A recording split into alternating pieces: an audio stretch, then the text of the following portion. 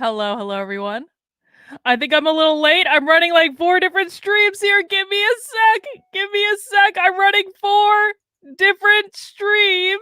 So give me a sec. And I know there's probably a commercial playing for many of you anyway. But let me just make sure that we are up and running in all the places that we need to be up and running in. I appreciate the patience. All right.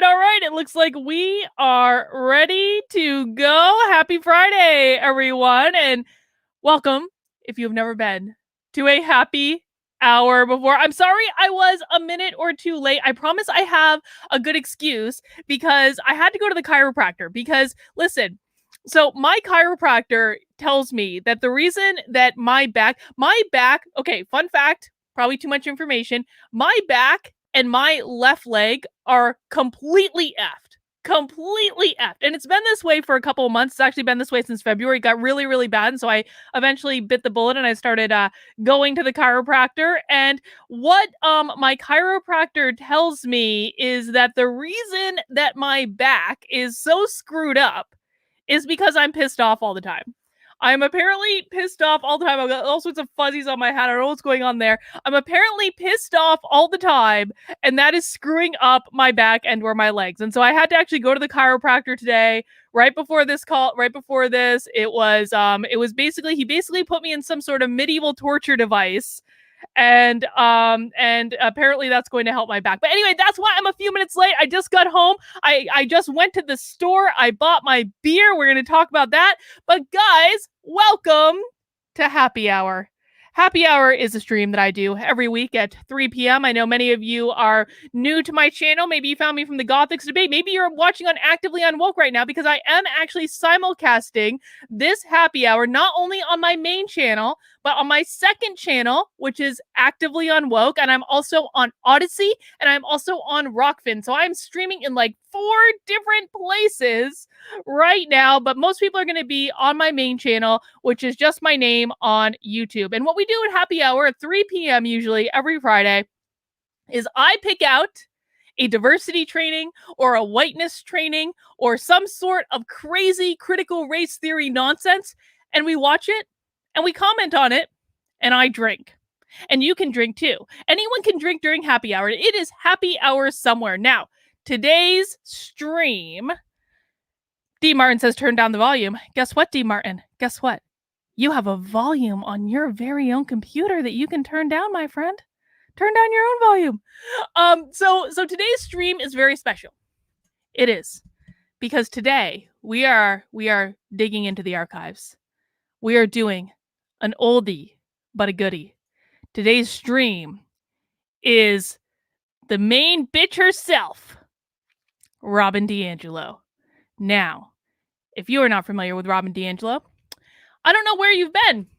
And if you are lucky, if you are in fact unfamiliar with Robin DiAngelo, you should consider yourself to be very, very, very lucky, because Robin DiAngelo is one of the queen bees of critical race theory. Now, she did not invent critical race theory. She did not invent it. This is actually a mistake a lot of people make. They think that Robin DiAngelo is the inventor of this. No. She is not the inventor of this. She is merely grifting off of other people's insane invention. And she is the author of White Fragility. She's about to be the author of another forthcoming book, which her new book, you guys know what her new book is about? It's about how white liberals are not doing enough to fight racism. So we'll look forward to that. I'm sure I'm going to have to read it. But this is a training she did a couple of years ago. We're actually going to hear from the horse's mouth. Black Metal Matter says the final boss, fatality. Exactly. George Andre Velasco Nunez says those medieval torture devices are actually great for your back. I hope you get better. Thank you. August Brown says, I had to watch this in class. Of course. I am sorry, August, but maybe this will be a little bit of a better experience for you, because in this rendition, we get to not only watch this, but we get to make fun of it and we get to drink. So we've got like the great trifecta. We're gonna eat our vegetables. We're gonna watch what Robin DiAngelo has to say, but we can also mock it relentlessly. And I expect there to be some mocking in the chat today, people. And if you are so inclined, you can also partake of a tasty beverage. You guys want to see what I have in the hopper today for drinks? I actually don't have anything exciting today because I actually had to pick the beer up at the supermarket. I know, we have supermarket beer today, but let me show you what I have. And I've been in a beer mood lately. Like wine, I can't really tell the difference between. Like if it's like a sparkling wine or a red wine or a white wine, I know the difference. But like beer, I am actually a legit beer snob in real life. And so today's options are a Wachusett Blueberry, which is a brewery in Massachusetts. And actually, this was one of the first blueberry beers that I had. And this one is still actually my favorite. So we have a Wachusett Blueberry. We have an Allagash White, which Allagash is a brewery out of Maine, and they've kind of gone very mainstream now, but their Allagash White is very, very good. And then we have the whole backup, the old standby, the beer that you can get pretty much anywhere, Sam Adams Boston Lager, a good, solid beer. It's good everywhere. You can get it in airports. You know, I'm a fan. So that's what we have today. I also want to show you guys, check this out. This is a bottle opener that is a legit railroad spike that was blacksmithed into a bottle opener. And this is like heavy. Like if I whacked you upside the head with this, if I whacked a burglar upside the head with this thing, this would like legitimately cause some damage. I actually got this. This is one of my favorite things that I own. I got this actually at the public market in Seattle before Seattle became a hellscape. And it is one of my favorite things. And so I wanted to show you guys my awesome bottle opener / burglar maiming device if I should ever need that. All right. Let's see. I think we're going to start off with a Wachusett Blueberry for our selection. I'm not even drinking a glass. I'm drinking it out of the bottle. We're going old school here. I'm not doing any newfangled cans. I don't know why craft beer people are so enamored with cans, but we're not drinking out of no newfangled cans. We're drinking out of a glass bottle. Like beer should be drunk, okay? All right. One last thing. Well, actually, no, a couple additional orders of business before we get started. Now, all of you, if you have not already, you need to download your Unwoke bingo card. What is an Unwoke bingo card, you say? Well, if you look in the pinned comment or in the description, depending on where you are watching this, you are going to see a link to your Unwoke bingo card. When you click on that link, you're going to get something that looks like this. You're going to click generate card. And then we are all going to be able to play Unwoke Bingo together. You got your free space in the middle. We're going for a line or alternatively 4 corners. And when you get your bingo, just chat in that you got the bingo. Each bingo card is personalized to the person. I basically just put a whole bunch of crazy buzzwords in there and they personalize the bingo card just for you. Once we hit that first bingo, then we're going for blackout bingo. Just for fun. This is just to keep things a little bit interesting. And so make sure you get your Unwoke bingo card. Also, as many people are reminding us, make sure that you mount that like button before we get started. And lastly, this stream is brought to you by my Locals community because Locals is the only troll-free space on the internet. It is the nicest place on the internet. Many of my Locals members are here today. We have just launched a debate club in my Locals community. So next Saturday, we will actually be getting together for a nice little friendly debate. We're pretty excited about that. We have book club in my Locals community. We're reading Andy No's book Unmasked right now. We have 2 weekly Zoom calls in my Locals community. How can you get access to all this awesomeness, you ask? Well, you have to come and join. You can actually join Locals for free. You don't actually have to pay to join Locals. You can join for free just to kind of check it out. The link is in the description below. But if you do want to support my work, honestly, Locals is the very best place to do it. Listen, I got a strike on YouTube last week for being a psychologist that read a psychology article about the psychological impact of mass. And, you know, I wasn't able to earn revenue really on YouTube, on this channel anyway, for the last week. Well, guess what? It didn't really make a whole bit of difference to me because I've got an amazing community on Locals that are signed up as members. It starts at $5 a month. You can give more if you want to, but $5 a month will get you in the door. Will get you access to all of the features. And if you really want to go above and beyond, you're going to want to get that annual membership, which gives you 2 months for free. So kb.locals.com/support. The link is in the description below. All right, let's get started for today. All right, let me just get my fangle contraption up here. I gotta get into my Chrome tab. I've got to stream the audio to make sure you guys can hear it. All right, It looks like we are ready to go. If you are ready to go, type Y into the chat and let me know that you are ready to go, please. Let me know. Type Y into that chat and we can kick this party off. All right. Looks like we're ready. Okay, guys, I'm going to start the webinar. Let me know if you can't hear the volume. Let me know if you can't hear the sound, and that way I'll be able to go in and fix it. We'll have top volume. Let's get going. My name is Misha Stone, and I'm a Reader Services librarian in the Reader Services Department.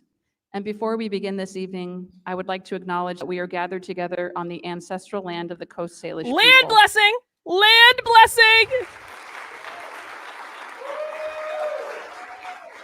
We haven't had a good old land blessing in a couple of weeks, have we? Oh my God. It's like, I felt like we're land blessing's not even a thing anymore. We're back in business with the land blessing. If you have that on your bingo card, make sure you check it off.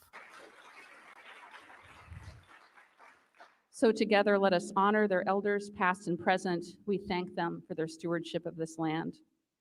Welcome to the library, and thank you for joining us for this reading with Dr. Robin DiAngelo. DiAngelo's essays and talks have been so important and revelatory to me. I know that I'll be reckoning with my own internalized racism, with my own socialization, and trying to reduce harm throughout my entire life, both personally and professionally. And what I love about the book, White Fragility, is that it crystallizes so much of what I've heard her say and write all in one place in a way that I can continue to move through it, continue to reference it. So I'm so honored to be here for the book launch for White Fragility. So we're all here tonight for White Fragility, and there's a lot of buzz about this book already. It's only been out for 2 days. I'm curious, how many people have actually read this book? How many people have actually read White Fragility in the chat and not just watched me comment on it or anyone else? I'm just curious. All right, well, I'll pay attention to that. And I think it's testament to the fact that this topic's time has come. Poet Claudia Rankine said, Robin DiAngelo's White Fragility brings language to the emotional structures that make true discussions about racial attitudes difficult. With clarity and compassion, DiAngelo allows us to understand racism as a practice not restricted to bad people.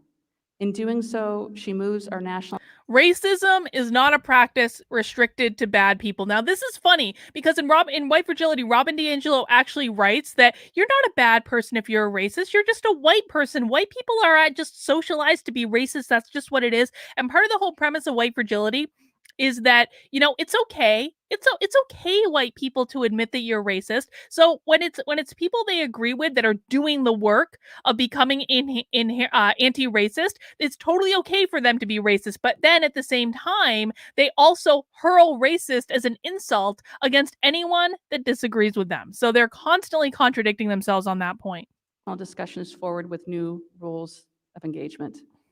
And Michael Eric Dyson, who wrote the lovely forward, called it a vital, necessary book, a bracing call to white folk everywhere to see their whiteness for what it is and seize the opportunity to make things better now. Please welcome Dr. Robin DiAngelo. Dr. Robin DiAngelo.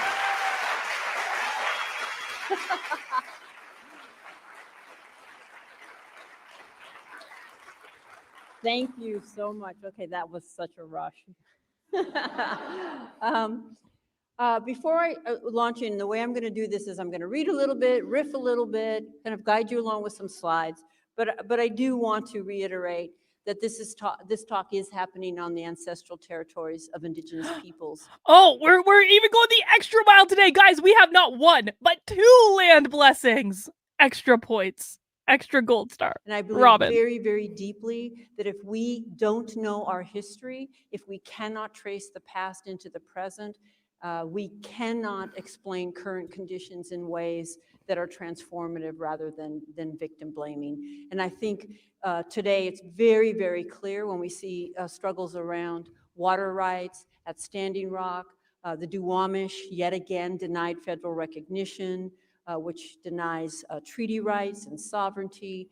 These struggles are never separated from the present. At the same Okay, so I don't normally like to like bash on people's looks. Like I'm not like a model or anything. But here's the thing is like when someone looks old and generally looks like a demon, you know that person is shilling things that are toxic. Honestly, this stuff eats away at people. Listen, I told you guys at the very beginning of this webinar, like my perspective, like being pissed off all the time is actually physically impacting my body to the point where I have to go to a chiropractor all the time to get things adjusted to be able to like walk without pain. And so imagine, if you will, decades and decades and decades of being Robin DiAngelo. She wears it all over her face. These people look so old. They look so haggard. They look so tired. They look, I mean, like, like to me, it's like, it's actually difficult for me to watch Robin DiAngelo because she just looks evil. And I think that that is really indicative of the ideology that she makes all of her money selling. It's like she has literally sold her soul to be able to do this. time, a piece of white fragility is that white people are not taught their history. We don't know our history. So I want to acknowledge that. I want to position myself, of course, as a white person, and I'm talking to a very, talking and addressing a very, very specific dynamic. This is arguably the most complex, nuanced social dilemma since the beginning of this country. And there are myriad roads in, and all of them are essential. But so consistently left off the table is whiteness, right? So we often learn about this group and their struggles and their triumphs and their heroes and heroines, and yet we don't ask ourselves struggles and triumphs in relation to whom, right? And so again, I'm going to focus on white folks and white people. I do use humor, and I want to say a little bit about why I use humor. Some of it is my style. I am going to guarantee you that nothing Robin DiAngelo says will actually be funny. August Brown says I'm having PTSD flashbacks. Make it stop. You know what'll make it stop is if you go get a cocktail. Let it out, girl. August, you vent your frustrations into this chat. You let it out. You just, go with it. And also because there's so much tension and so much anxiety and so much charge and so much defensiveness and on for white people around race, that we can, when we begin to get challenged, we can shut down really quickly or glaze over or tune out. And all of those, of course, function to protect our positions and hold our worldviews in place. And so the laughter can help release some of that.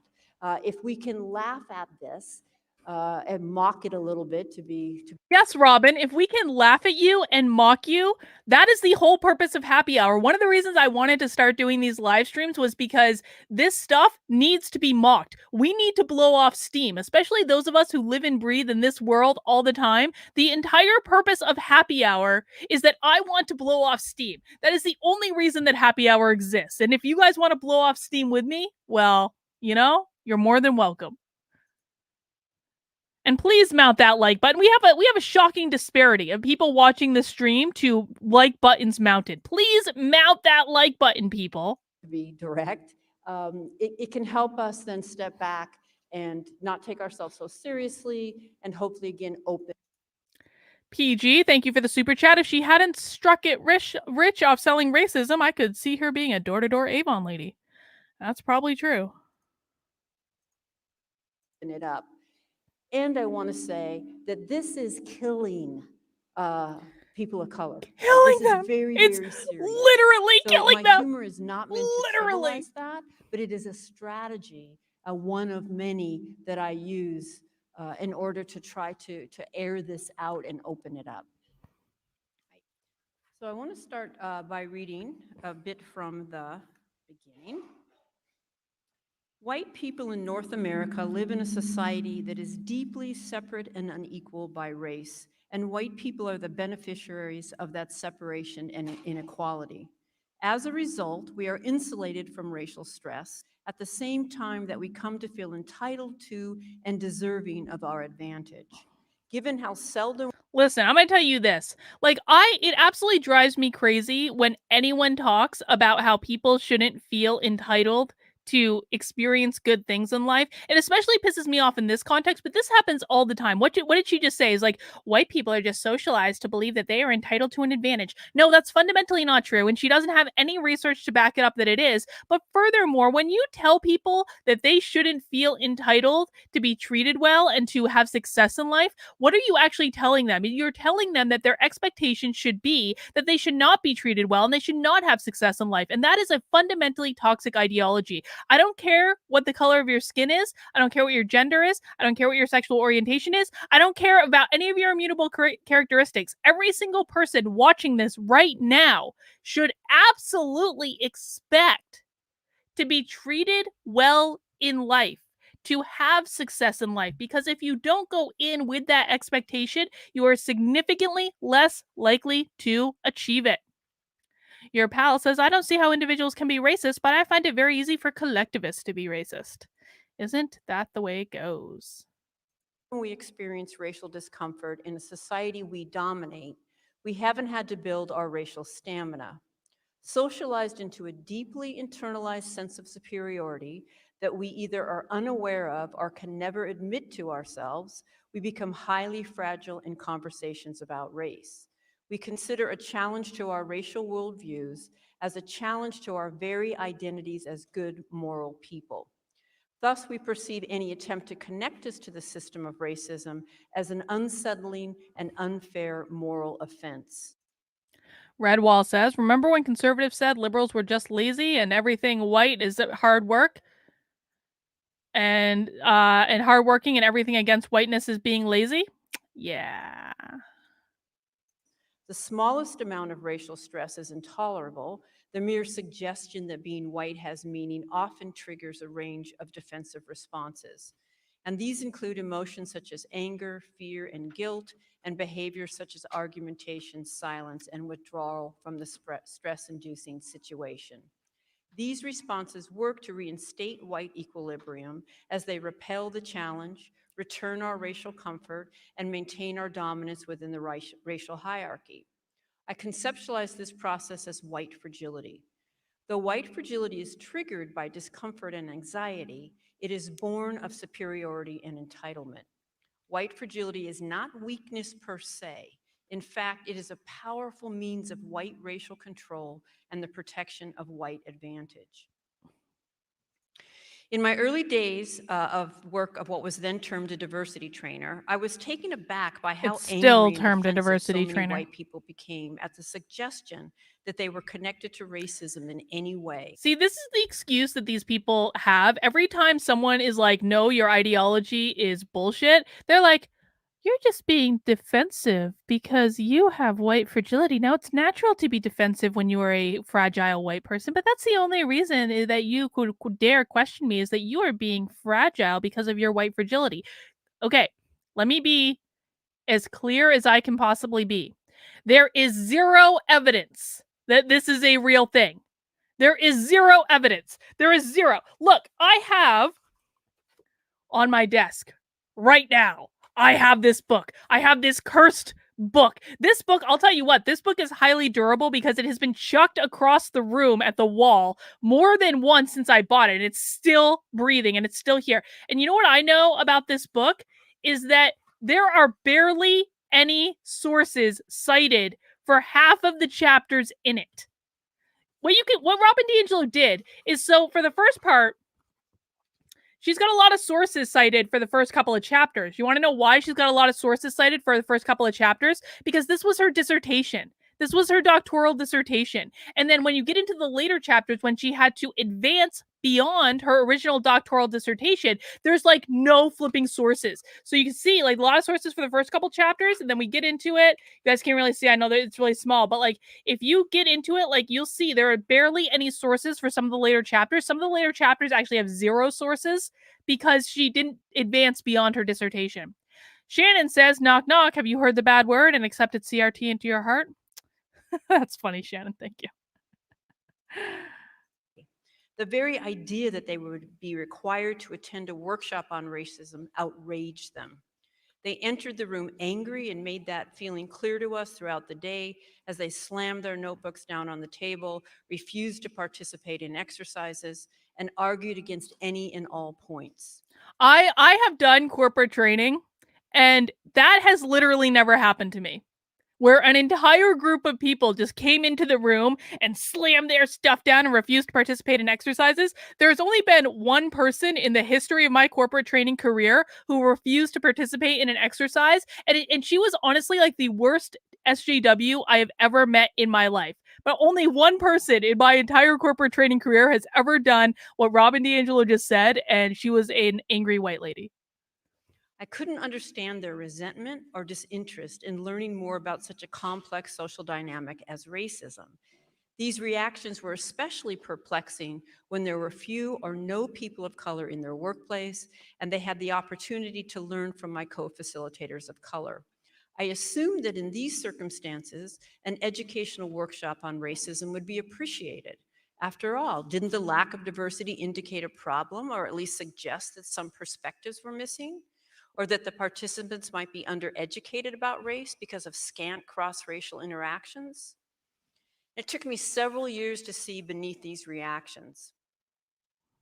At first, I was intimidated by Wait. It took her several years to see beneath those interactions. So what she's saying is that she read into what these people were doing.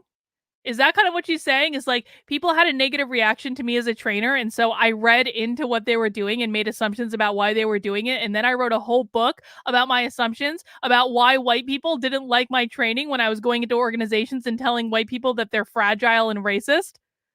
Is that what I'm hearing? I think it is. them, and they held me back and kept me careful and quiet. But over time, I began to see what lay beneath this anger and resistance to discuss race or listen to people of color.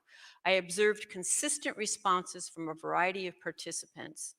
For example, many white participants who lived in white suburban neighborhoods and had no sustained relationships with people of color were absolutely certain that they held no racial prejudice. How does Robin DiAngelo know that the white participants in her diversity workshops had no sustained relationships with people of color? How does she know that? Could Robin DiAngelo be assuming that because she has no relationships with people of color that are genuine and authentic, that every white person doesn't have relationships with people of color? Honestly, because, like, I'll tell you what, again, I did corporate training. I never once went into an organization and was like, how many of you have deep, authentic relationships with people of color? Can you tell me about all of your friends and all of your personal relationships that are really none of my business because all I'm doing here is being a corporate trainer? No, they don't do that. That's not how this works. Your pal, her logic, I'm white, I'm racist. Everyone white is like me, and therefore all whites are racist. Yeah, that's pretty much it in a nutshell. Black Metal Matter says, I'm not a psychologist, but isn't that called projecting? I am a psychologist, and that is indeed called projecting. Or animosity. Other participants simplistically reduced racism to a matter of nice people versus mean people. Most appeared to believe that racism ended in 1865 with the end of enslavement. There was both knee-jerk defensiveness about any suggestion that being white had. Robin DiAngelo just suggested that white people don't understand that there was a civil rights movement in this country. That's what she just suggested. She just said, like, most white people just think that racism just ended with the Civil War. They didn't see the movie Selma. They've never read about Martin Luther King. They had white people have no idea that Martin Luther King even existed. That's what she just said. Had meaning and a refusal to acknowledge any advantage to being white. Hang on. Over time, I began to see what I think. I have an activity we can do as a group. I need to make a custom emoji for every time Robin DiAngelo is telling a bold-faced lie. And this will be for the members on my channel. So what custom emoji, like what image should I use for an emoji that would indicate that Robin DiAngelo is telling a bold-faced lie? Chat in your suggestions and I will make this emoji while we are on the stream. Of as the pillars of whiteness, the unexamined Pinocchio, beliefs that prop up our racial responses.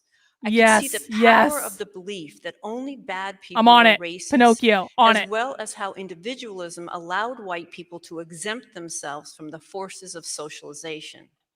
I could see how we are taught to think about racism only as discrete acts committed by individual people rather than as a complex, interconnected system.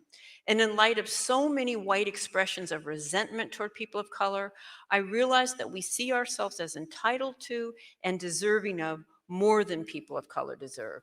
I saw our investment in a system that serves us. I also saw how hard we worked to deny all this and how defensive we became when these dynamics were named.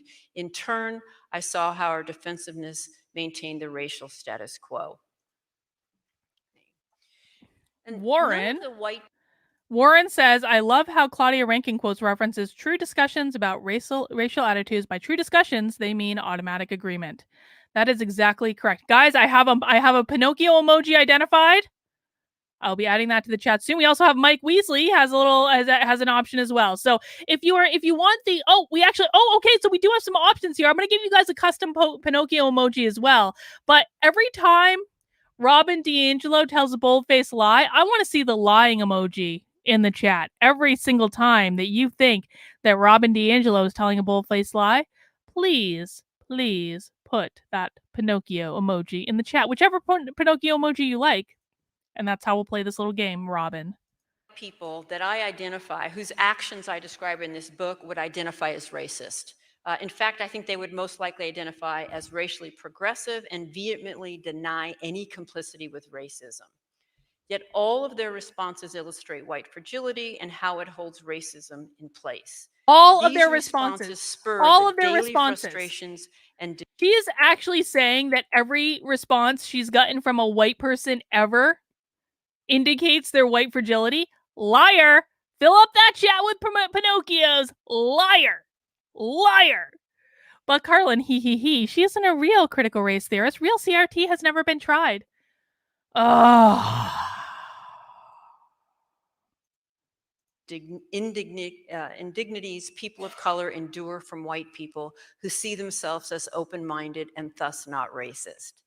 This book is intended for us, for white progressives who so often, despite our conscious intentions, make life so difficult for people of color. Okay, listen to what she just said. This book is intended for white progressives who so often make life difficult for people of color. Isn't that the truth? Isn't that the truth? That it is white progressives who make life difficult for people of color. That is exactly the point, Robin. Thank you for spelling it out so clearly. I believe that white progressives cause the most daily damage to people of color. True. I'm clipping that. True. White progressives cause the most daily damage to people of color. True. No Pinocchios. And I define a white progressive as any white person who thinks he or she is not racist, or is less racist, or is in the choir, or already gets it. White progressives can be the most difficult for people of color because to the degree that we think we have it, we're going to put all of our energy into making sure you think that we have it, and none of it into what we need to be doing for the rest of our lives. Right? Robin. Oh my God. Oh, Robin, you're so good. Oh, Robin. White progressives do indeed uphold and perpetrate racism, but our defensiveness and certitude make it very... White progressives do indeed uphold racism. I'm clipping this whole damn thing. Alexandra Martin, happy Friday. Yo, peeps, someone has mounted that like button. I hope it's not you. Cheers, Carlin. Glad you're back on YouTube, even if YouTube is CommieTube. Absolutely. Thank you, Alexandra Martin. And as a reminder, guys, mount that like button, please. This is already our largest happy hour ever. Welcome to all new happy hour attendees. I do this every Friday. I'm simulcasting right now on my own on my first channel and my second channel, just for good measure, so I don't have to upload this crap later. Virtually impossible to explain to us how we do so. So I'm pretty sure I'm speaking to a room filled with white progressives. So let me just be clear, you are not the choir. There is no choir. I am not the choir. When I say there is no choir, it's because my learning will never be finished. And this moment I think I'm the choir, I think I'm going to be done and I'm going to have certitude. What Robin DiAngelo means is that she has always been racist from the womb. Will be racist all of her life because she was born white. That is what she means. When she says, my work is never done, that's what she means. She means that she will always be a racist. Hey guys, the Pinocchio emoji is coming up real soon. I often joke, but on some levels, it's kind of true. When I first applied to be that diversity trainer back in the early 90s, I thought, well, of course I'm qualified to lead discussions on racism. I'm a vegetarian. How could I be racist? Wow. Fun fact, veganism has actually been labeled as a tool of white supremacy. Oddly enough, eating meat has also been labeled a tool of white supremacy. So who the hell knows? Who knows? Now, I would need to be vegan today. But, you know, in the 90s, that was pretty alternative, right? I even got called a communist once when I said, no, I'm a vegetarian. But, you know, my point is, I just thought it was all about open-mindedness and alternativeness. And let me just say that, you know, I love Seattle and everything I learned about white fragility. Haha, Floridian says, no, they put all their energy into telling POC how to think and how to feel, something that has been very annoying for this POC. Yes, they do. Yes. I learned here working with white progressives. So, chapter 1, challenges to talking to white people about racism. All right? I have never met a white person who did not have an opinion on racism. Have you? If you are not sure that all white people have opinions on racism, just bring it up the next time you're around a bunch of white people. Maybe tonight when you have a drink in Ballard after the talk. And see how that goes. Not only do we all have opinions, but they tend to be very emotionally charged, and that has nothing to do with whether they're informed or not. I have an opinion on virtually everything, but that does not make them informed. I don't believe you can grow up or spend any significant time in the United States without developing opinions on racism, and they will be emotional and strongly held. And again, that has nothing to do with whether they're informed. And in fact, if you are white and you have not devoted years of sustained study, struggle, and focus on this topic, your opinions are necessarily very limited. And no, how dare she deign to tell someone else what opinions they're allowed to have? Your opinions are, if you haven't done what I've done and have dedicated my life to a stupid, ridiculous, lying ideology, then your opinions are they're limited. I hate to break it to you, white people. Your opinions are just too limited. All right, guys. I believe if you refresh, if you're a channel member, this is only for channel members, there is now a Pinocchio emoji. It's not my best emoji. I'll make it better later. But there it is for right now. We do have a Pinocchio emoji in the chat, or you can use the other one. I don't really care. Warren Shull says, I love how the word argumentation is used to refer to all disagreements, regardless of their merit. Yes. And Initio, I'm supposed to be writing a 5-page essay on hypothesis testing, but instead I'm watching you. Robin is just really getting paid to lie to people. Well, good luck with your essay. 5 pages isn't too bad. You'll be able to bang that out. Don't worry. a trip to Costa Rica, multiracial nieces and nephews, right? These are not sustained study, struggle, and focus. Now, how can I say that when I don't know most of the people in this room? And this, of course, is the first thing that tends to trigger white fragility, generalizing about white people. Does this woman know that there is so much more to living life than obsessing over people's skin color? No, she does not. No, she doesn't. No, she doesn't. I'm just saying, like, white people just don't like it when I generalize about them. Robin, guess what? No one likes it when you project your own insecurities and racism onto them and then blame them for your racism. As a sociologist, I'm really comfortable generalizing about white people. Social life is predictable and patterned, in really observable ways, and we've got to grapple with those patterns. But I can say this, that your opinions without sustained study, struggle, focus, mistake making, relationship building, repair, they're superficial because nothing in society gives you the information you need to have more than that.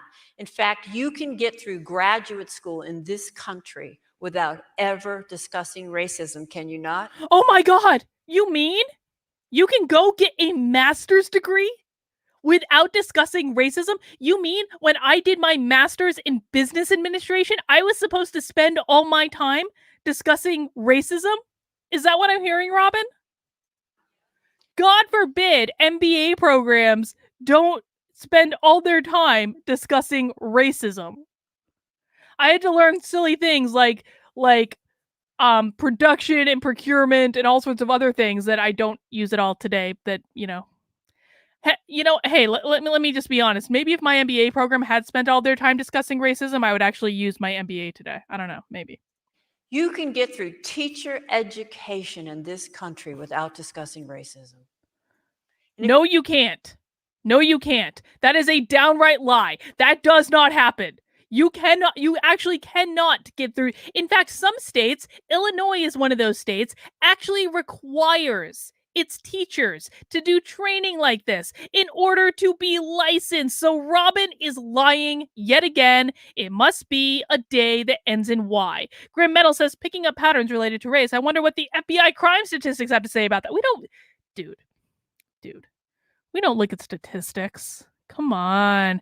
Zipita says she spent years of her life to this stuff and she came to the conclusion that falsely accusing people of racism makes them mad and defend themselves. Yes, that's exactly correct.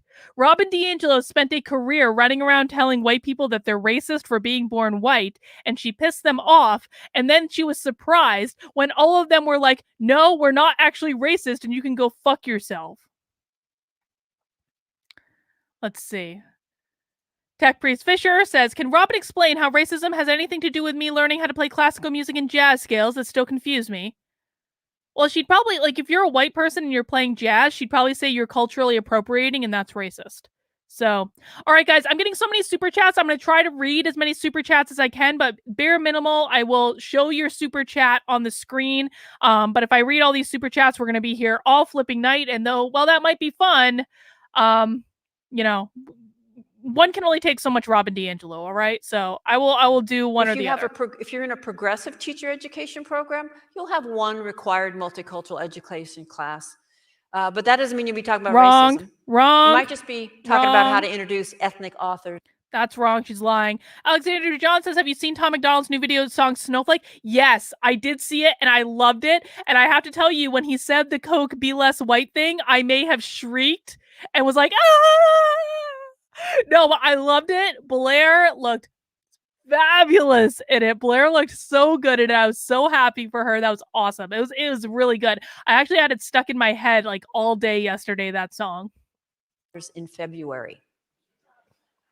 Right? You can get through law school, you can get through social work, right? You can be seen as qualified to lead a major or minor institution in this country, to lead a group of people, to supervise people. You can be seen as qualified to do those things with virtually no ability whatsoever to engage with any complexity or nuance in the issue of race. Guess what?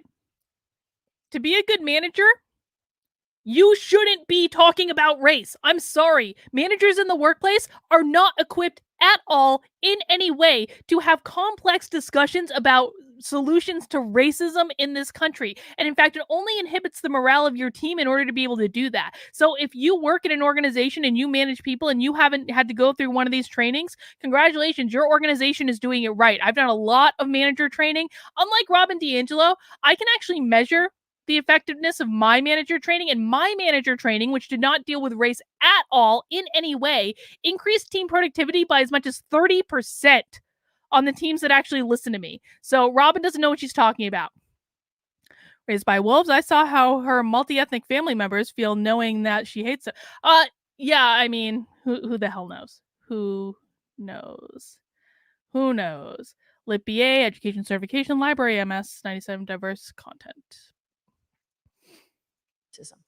Can you not? All right. So that is the first challenge, humility. The second is individualism. Apparently, white people do not understand socialization because we really think that we are exempt from it. And if you don't think that white people are socialized to be racist, well, you are just a racist white person that was socialized to be. You obviously don't understand socialization if you don't think that you were born racist if you were white. of course, the irony of that is because we're socialized to value the individual, we put a lot of effort there. But we think that, just because I say I am or want to be, I could be exempt from these forces. So that is another challenge. And again, generalizing, suggesting race has meaning for white people will often trigger white fragility. We think if we don't see it, it isn't there, and you haven't explained it to me yet enough so that I understand it, so I'm not really sure that could be valid. Look, she's got this horse on with the blinders. She's basically saying that white people just have blinders on and they just walk around society like with their blinders on so that they can't see their inherent obvious racism through those blinders. And we tend to use our reactions as a way out. There is no way we're going to get where we need to go from a place of white comfort. And I am comfortable racially virtually 24/7. So that is not my goal, but we will often use that lack of comfort as a sign that something's been done wrong rather than something probably has been done right. And that we need to use that as a way in to the deeper framework that would cause such upset rather than use it as a way out. And we don't understand racism as a system. So this is another key challenge, which leads me to chapter 2, which is racism and white supremacy. Racism is a system, not an event. This is how they get into systemic racism. So there's been a lot of talk on Twitter today about how conservatives just don't know how to define critical race theory. Conservatives always complain about critical race theory, but they don't know how to define critical race theory. Here is the definition of critical race theory in a nutshell. Critical race theory is a fringe ideology that started in academia in the 1970s. You could argue it has roots in the Frankfurt School as well. That's true, but it is actually its own thing. Started in academia in the 1970s, and the core tenet of critical race theory is that racism exists everywhere. It exists in systems, it exists in human beings, it exists in every conversation, it exists in every institution. You are literally surrounded by racism all the time. And this is how they get to the argument of systemic racism. That's what that means. It means that racism has affected every single system in this country. Every single system, every single institution. And the job of the critical race theorist is to root out how racism occurred in any given situation. So that's what they mean when they say systemic racism. TPS, stop shoving your plank into my eye, Robin. Jessica says, daughter went to college for psychology, had to take history. Choice was African American history, women or LGBT history, credit. When I went to college, I actually had to take real history classes. I didn't have those options. I like a minor in history. And it's the system we're in. And none of us could be, and none of us were exempt from its forces. But the way we're taught to think of racism functions beautifully to not only obscure the system, but to exempt us from its forces, right? Or to have us believe we are exempted from its forces. Now, as a white person, I was raised to be racially illiterate. And I actually think all white people are raised to be racially illiterate. Robin DiAngelo assumes that because she was raised in a bougie white household and didn't know any black people growing up, she assumes that every white person was raised in a bougie white household that didn't know black people growing up. In this culture. And in gaining racial literacy, I have had to understand not just the collective dynamics and dimensions of racism, but how racism impacts different groups who are perceived and defined as people of color, how it impacts them differently. right? So not all peoples of color experience racism differently. The things I've internalized about different groups is different.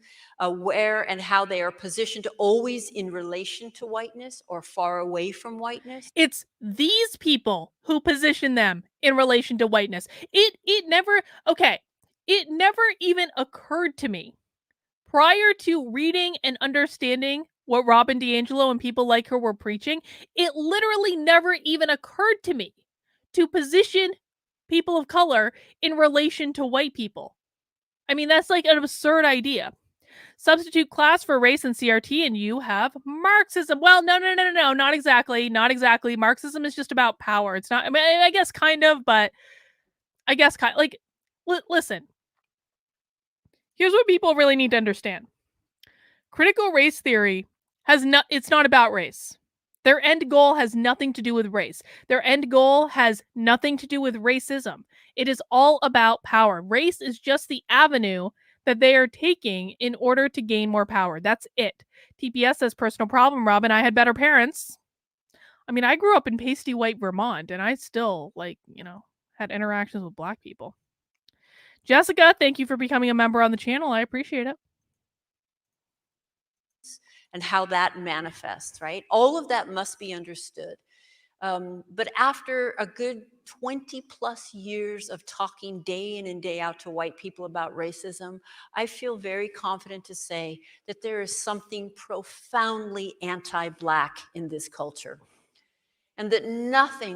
Really, you spent 20 years every single day telling white people they're racist, and you magically discovered that white people are racist? Is that what I'm hearing, Robin? Is that you made money trying to convince white people they're racist for 20 years and then magically discovered that white people are racist and wrote a book about how white people are racist? That's basically what you just said.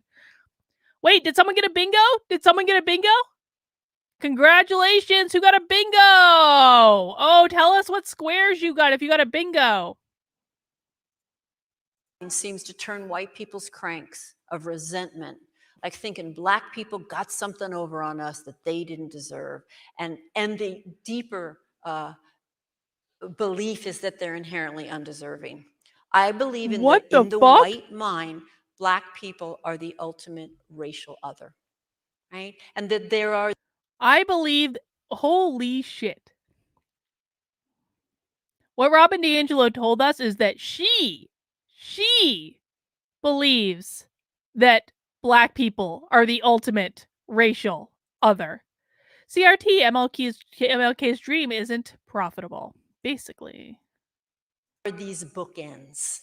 And again, your perceived proximity to each end of that impacts how you're going to experience your racialization. So having said that, and not really having time to do history, I just want to give you one glance. You can still get a bingo of anti-Blackness in this. Guys, you can still play bingo. Just because one person got bingo doesn't mean we can't all play bingo. Keep on filling up those bingo cards. Let us know if you get a regular bingo. Let us know especially if you get blackout bingo.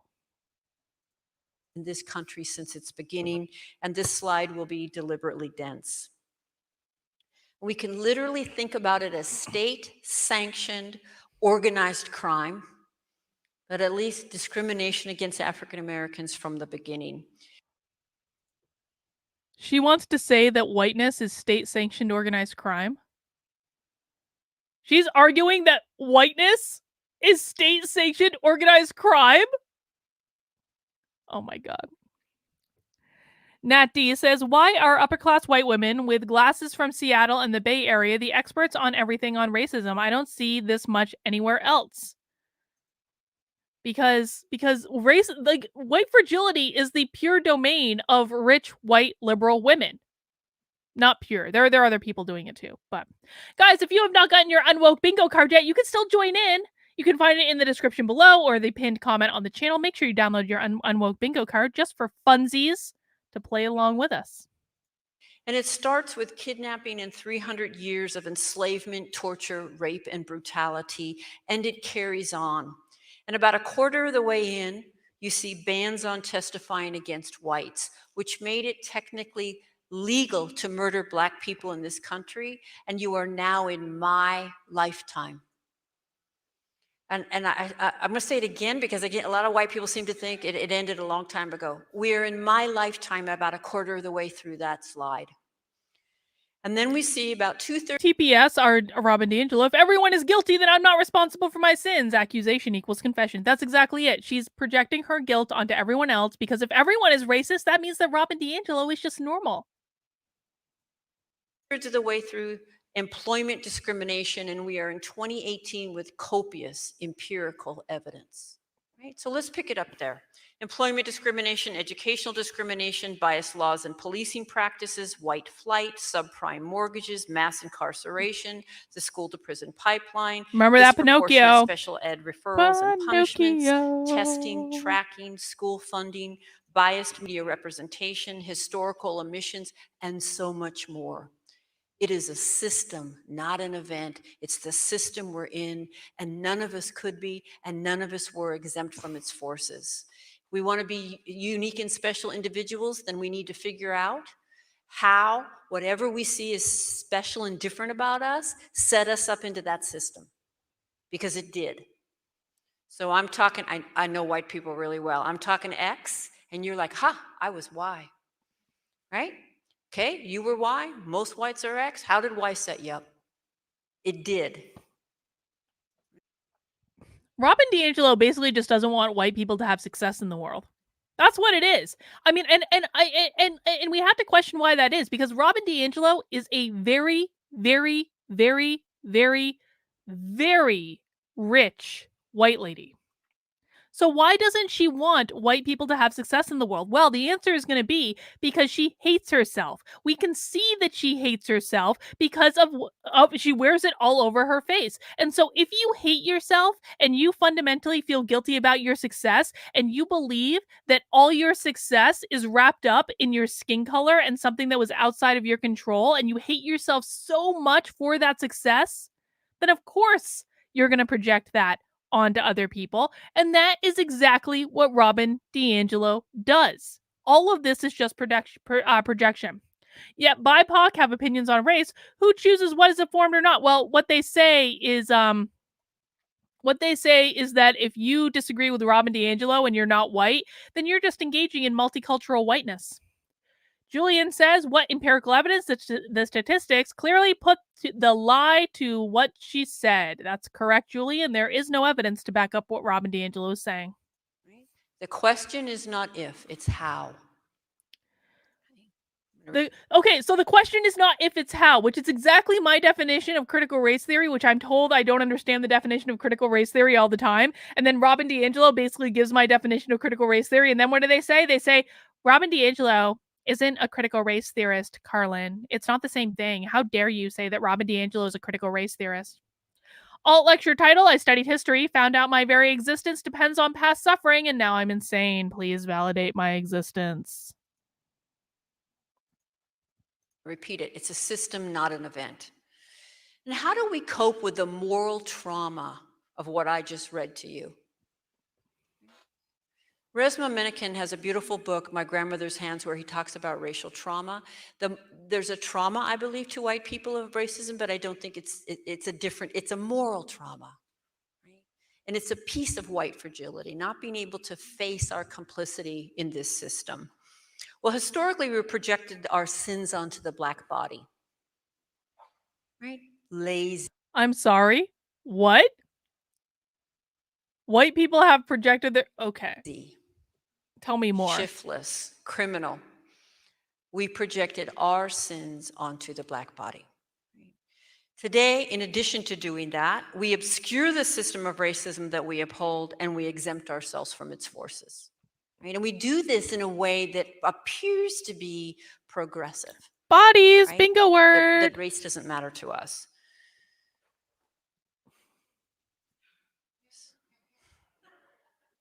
This is the board after the grand champion college Jeopardy round, right? And for me, it just speaks volumes, right? Not College Jeopardy tells us everything we need to know about humanity, said the sociologist. Not, again, knowing our history and being able to trace it into the present is one of the volumes it speaks. Another one is That is the history of this country. It is not their history. It didn't happen in a vacuum. So one of the Frederick Douglass might disagree with you, Robin, that the history of this country is all about white people. Frederick Douglass might disagree with you. Harriet Tubman might disagree with you. Lots of people might disagree with you that their history is not wrapped up in this country. aspects of institutional power is the ability to disseminate your worldview to everyone, to position it as objective and universal, right? And to tell the story, right? The story of the other when we are not in relationship with the other. Right? So I want to give you an example of the power of the story. And I want to do it through the Jackie Robinson story. You all know Jackie Robinson? Right? So Jackie Robinson has been quite celebrated for doing something. What's the tagline that goes with Jackie Robinson? He broke the color line, right? Now, so let's do a little discourse analysis. Because every year on the anniversary, we celebrate him breaking the color line. She's so smug, I can barely watch her. Honestly, this thank God I have beer, because beer is proof that God loves us and wants us to be happy.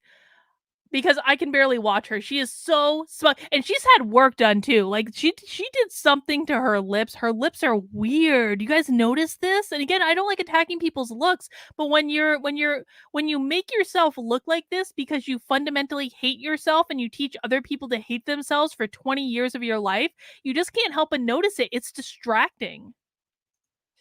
So think about what that invokes, right? He was exceptional. He was special. He did it.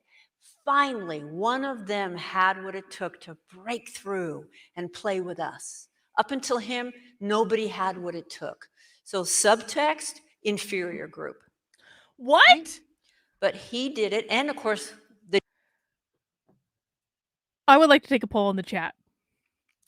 How many of you believe that if you believe that Black people are superior to white people when it comes to sports, type Y into the chat.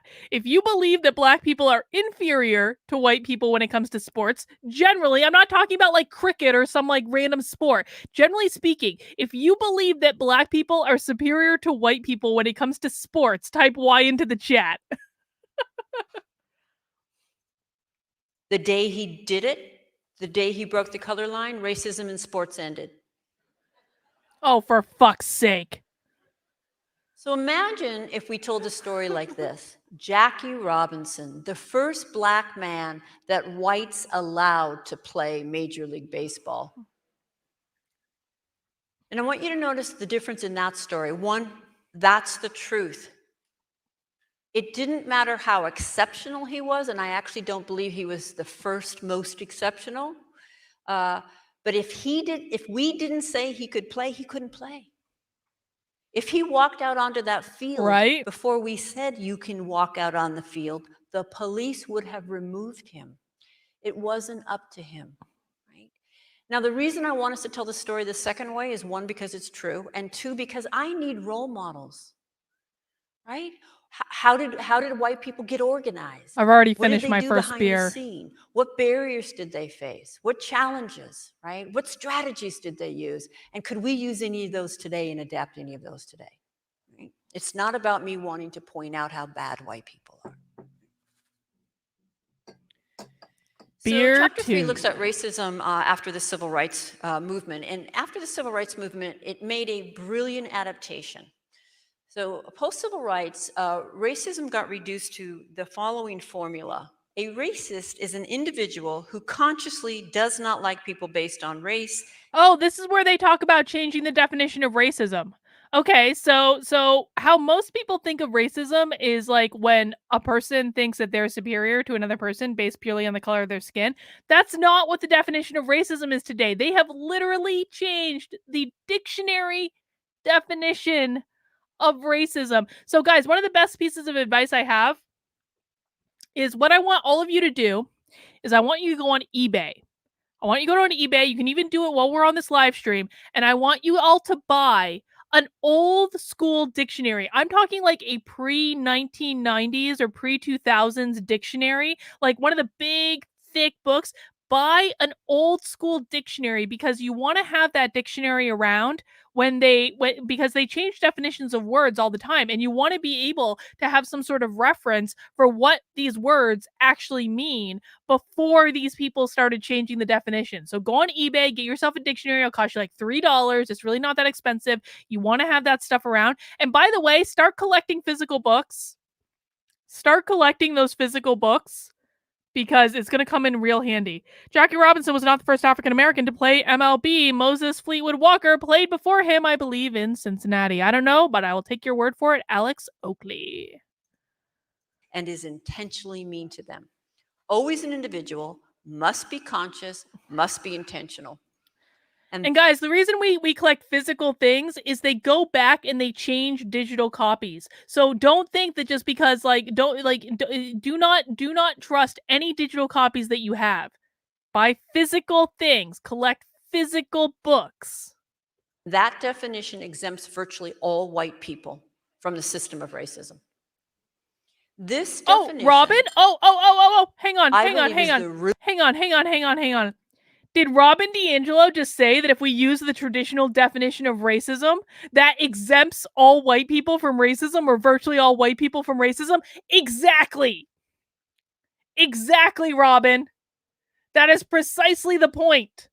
You people literally changed the dictionary definition of racism so that you, Robin DiAngelo, could make money. That is what you did.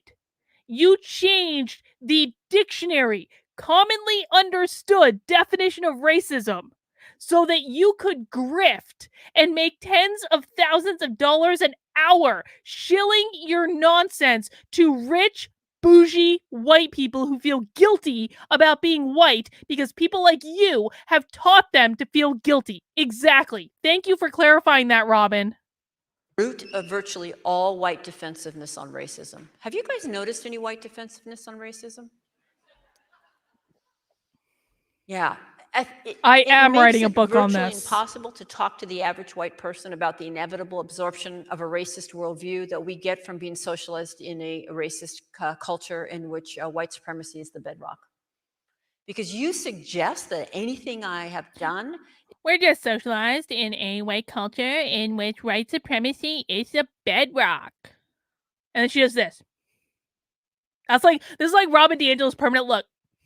We're just socialized in white culture in which white supremacy is a bedrock. That's it.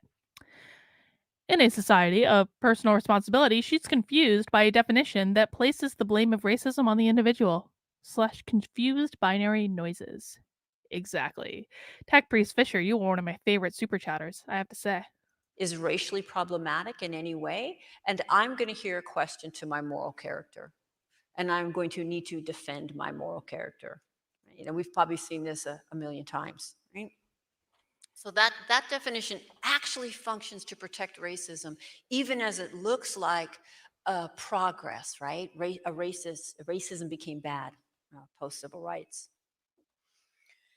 So this sets up what I think about as the good-bad binary. That kind of, it's either or, right? Racists are bad, not racists are good. And we know how to fill that in, don't we? Ignorant, bigoted, prejudiced.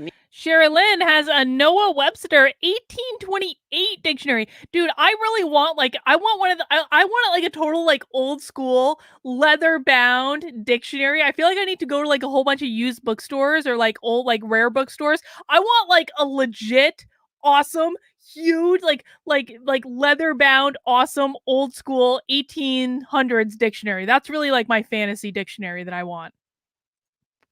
Yes, these are things I think about. Mean-spirited, definitely old. And when we die off, there'll be no more racism. There'll be no more racism. I've been working with a lot of these tech companies that when I walk around, I think to myself, God, I guess you have to be under 30 to work here. And I'm telling you, they cannot think critically about race. And the people People under 30 can very rarely think critically about anything. Why? Because these people have destroyed our education system and have stopped teaching people critical thinking. They only teach these kids what to think, not how to think. I had a meeting with a couple HR people like last week, and one of those HR people said, "Carlin, my biggest problem is that the younger employees won't think critically." And I was like, "Huh, really? Tell me more." They were like, "Well, they can't think critically about how to solve problems. They can't, like, they just do what they're told. They don't think critically about anything." I was like, "Huh, you don't say." And of course, this is one of those companies, and you know, I mean, listen, God love them. They think that they're doing the right thing. I actually don't want to talk down bad about these people because they really think that they're doing the right thing. But this is one of those companies that is implementing crap like this. And I'm trying to be like really slick about it and being like, maybe you want to do Chloe Valdery's theory of enchantment instead. Maybe you don't want to do it like this. Maybe you want to teach people how to self-empower. I'm trying to be like super slick about it because I want to help them, because I know if I go in all guns blazing, they're going to be like, "You're a racist," and they're not going to hire me, which means I can't help them. And I don't really care if they hire, like, I'm sure they're going to find out about this stuff eventually. Maybe they're even watching right now. But like, you know, I can't help people if I can't, if they're doing this crap, because it completely subverts the whole thing. Like, you don't tell me you want people to be thinking critically and then show them crap like this, which doesn't allow them to think critically. People of color that work with these young people are in so much pain, right? No, I get asked all the time, do you think young people today are less racist? Oh, actually, the question usually begins with, "Don't you think?" And just a heads up, if you approach me with "Don't you think?" the answer is no. Oh, really, Robin? Because you've just spent the first half hour of this lecture telling us what white people think. You've literally just spent the first 30 minutes of this lecture telling us what you believe white people think while presenting absolutely zero empirical evidence that white people actually think that. But if someone comes up to you and says, "Robin DiAngelo, don't you think XYZ?" You're like, no, I don't think that. I don't know why you would project your own insecurities onto me. Your pal, thank you. Oh my God, your pal. I so appreciate you. I really, really do. But we still have an hour of drinking time left in this presentation, an hour plus. So, you know, get back in the game, man. Get back in the game. Thank you. I appreciate it. Paxton Anthony Murphy, according to DiAngelo's definition of racism, I can consciously hate individual blacks and not be considered racist. Well, I mean, maybe that's technically true, but I'm pretty sure it wouldn't actually work out that way, because if you disagree with a black person ever, it's only because of racism. Because that's not an open question. But no, I don't actually think young people today are less racist, because that consciousness hasn't changed their outcomes. In fact, they're getting worse. Robin DiAngelo thinks young people today are more racist than young people 50 years ago. Okay, Robin. All right. Jaya, who will be president someday, it's funny how she is literally ensuring racism will stay alive for generations. You know what, guys? You know what? It's like Robin DiAngelo makes money if people believe that they're racist. It's like this is how she makes money. It's like if everyone stopped believing Robin DiAngelo's bullshit today, she would stop making money. Oh my God, how funny how that works. Right? Okay. So Southern for sure, don't you think? Right, Around dude, here, right? I'm pretty sure they live in Fife. I've never been to Fife, but on the way to Tacoma, I see Fife. I'm like, ooh, boy, it looks like racists live there.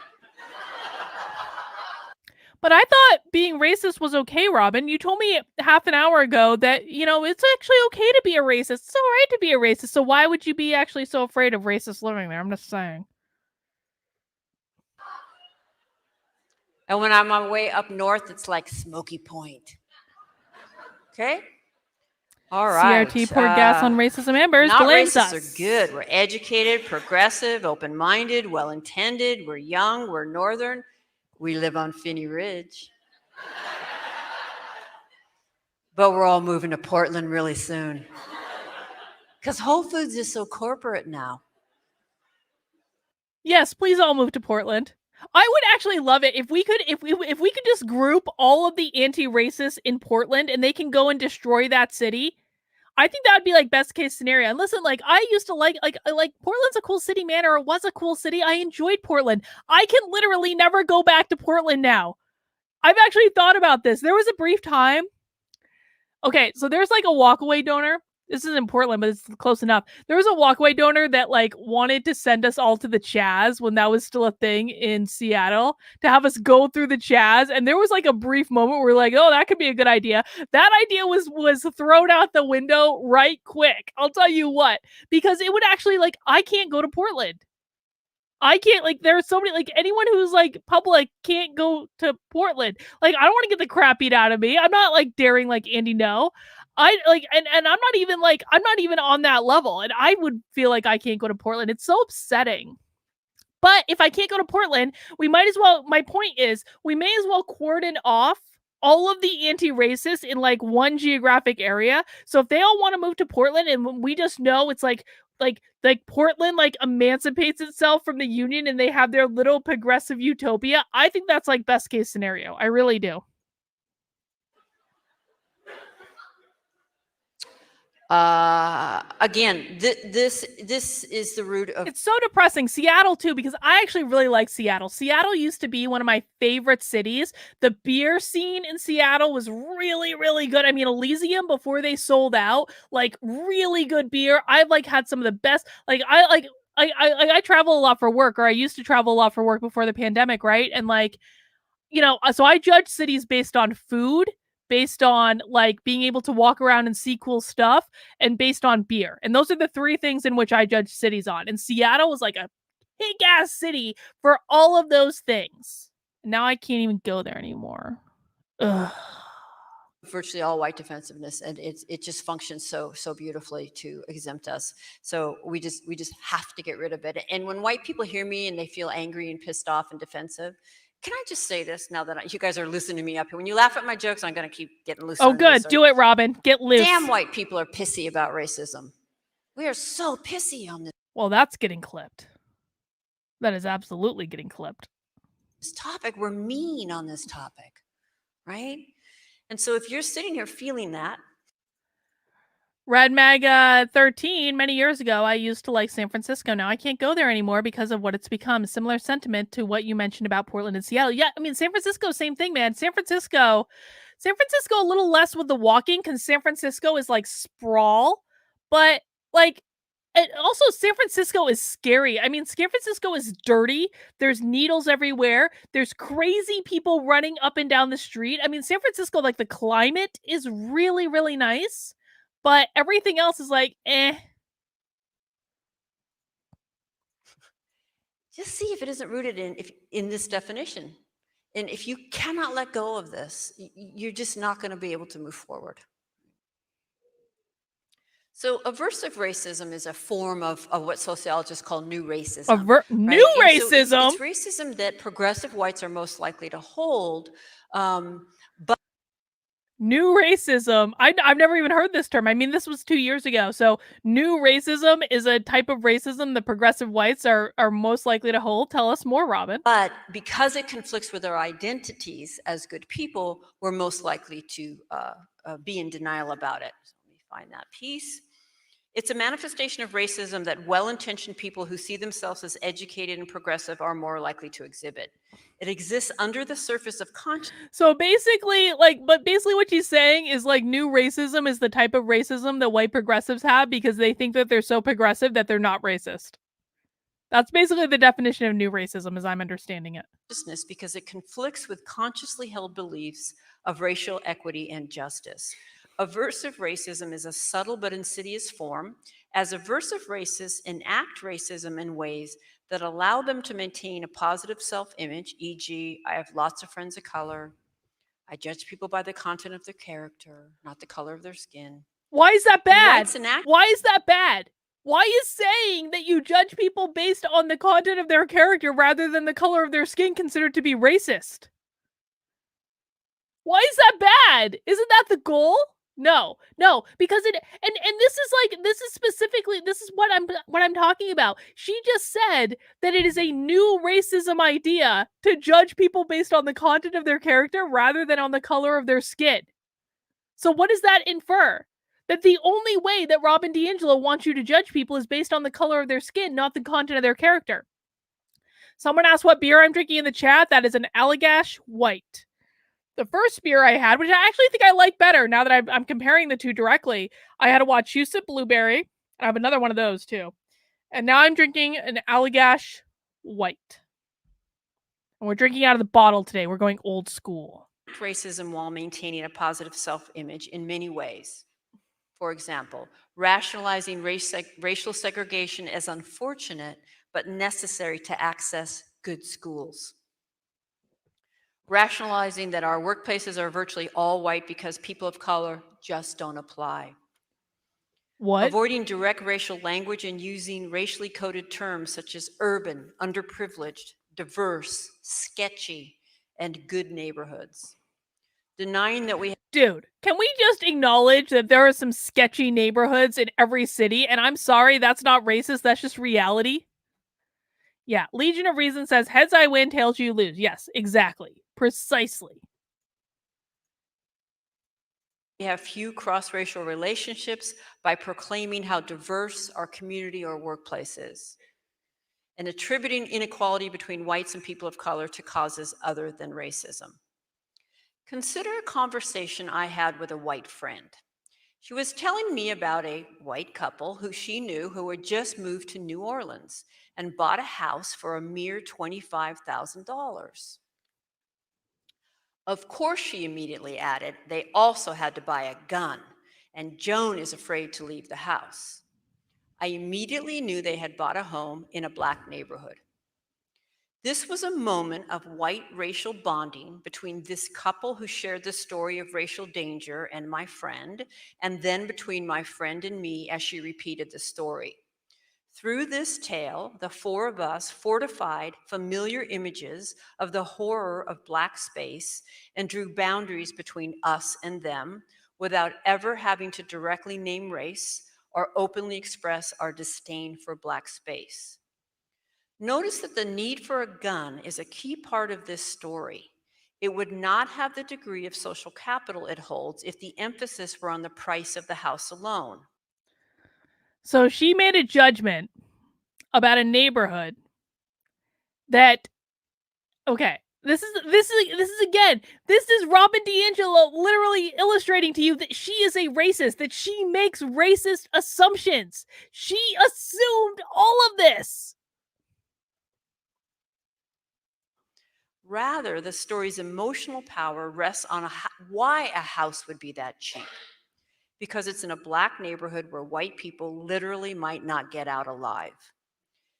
Yet while very negative and stereotypical representations of Blacks were reinforced in that exchange, not naming race provided plausible deniability. In fact, in preparing to share this incident, I texted my friend and asked her the name of the city her friends had moved to. I also wanted to confirm my assumption that she was talking about a Black neighborhood. I share the text exchange here. Hey, what city did you say your friends had bought a house in for $25,000? She replies, New Orleans. They said they live in a very bad neighborhood and they each have to have a gun to protect themselves. I wouldn't pay 5 cents for that neighborhood. I reply, oops. I assume it's a Black neighborhood? Yes, you get what you pay for. I'd rather pay $500,000 and live somewhere where I wasn't afraid. I reply, I wasn't asking because I want to live there. I'm writing about this in my book. So she's just admitted that she threw her friend under the bus to get a good story for her book. Congratulations, Robin. You just proved that you're like an evil bitch. Reasonability, she is projecting her racial ideals on all whites. And we have to give reasonability gets extra bonus points today for WHYTES. Whites with a Y. Congratulations. Alexandra says she is so gross. Yes, she is. The way that white people talk about race without ever coming out and talking about race. She had a very interesting response to that. This is just a lesson, because if Robin DiAngelo ever texts you anything, do not answer. Do not answer those texts. You will end up in her next book. Not that Robin DiAngelo would ever text anyone in this chat, and certainly not me. I wouldn't want you to live there because it's too far away from me.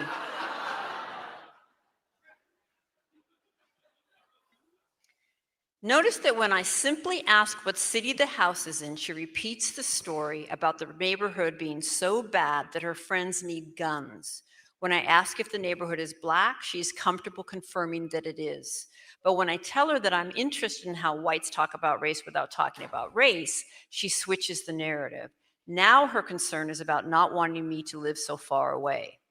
This is a classic example of aversive racism, holding deep racial disdain that surfaces in daily discourse, but not being able to admit it because the disdain conflicts with our self-image and professed beliefs. Now, readers may be asking themselves, but if the neighborhood is really dangerous, why is acknowledging this danger a sign of racism? Research in implicit bias has shown that perceptions of criminal activity are influenced by race. White people will perceive dangers simply by the presence of Black people.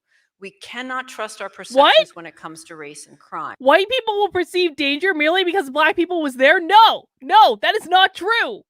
That is like, what evidence does she have that white people perceive racism merely based on the presence of Black people? That's projection, Robin. That's literal projection. Hi, Deb. The reason we learn. We're glad you're here. But regardless of whether the neighborhood is actually more or less dangerous than other neighborhoods, what is salient about this exchange is how it functions racially and what that means for the white people engaged in it. For my friend and me, this conversation did not increase our awareness of the danger of some specific neighborhood. Rather, the exchange reinforced our fundamental beliefs about Black people.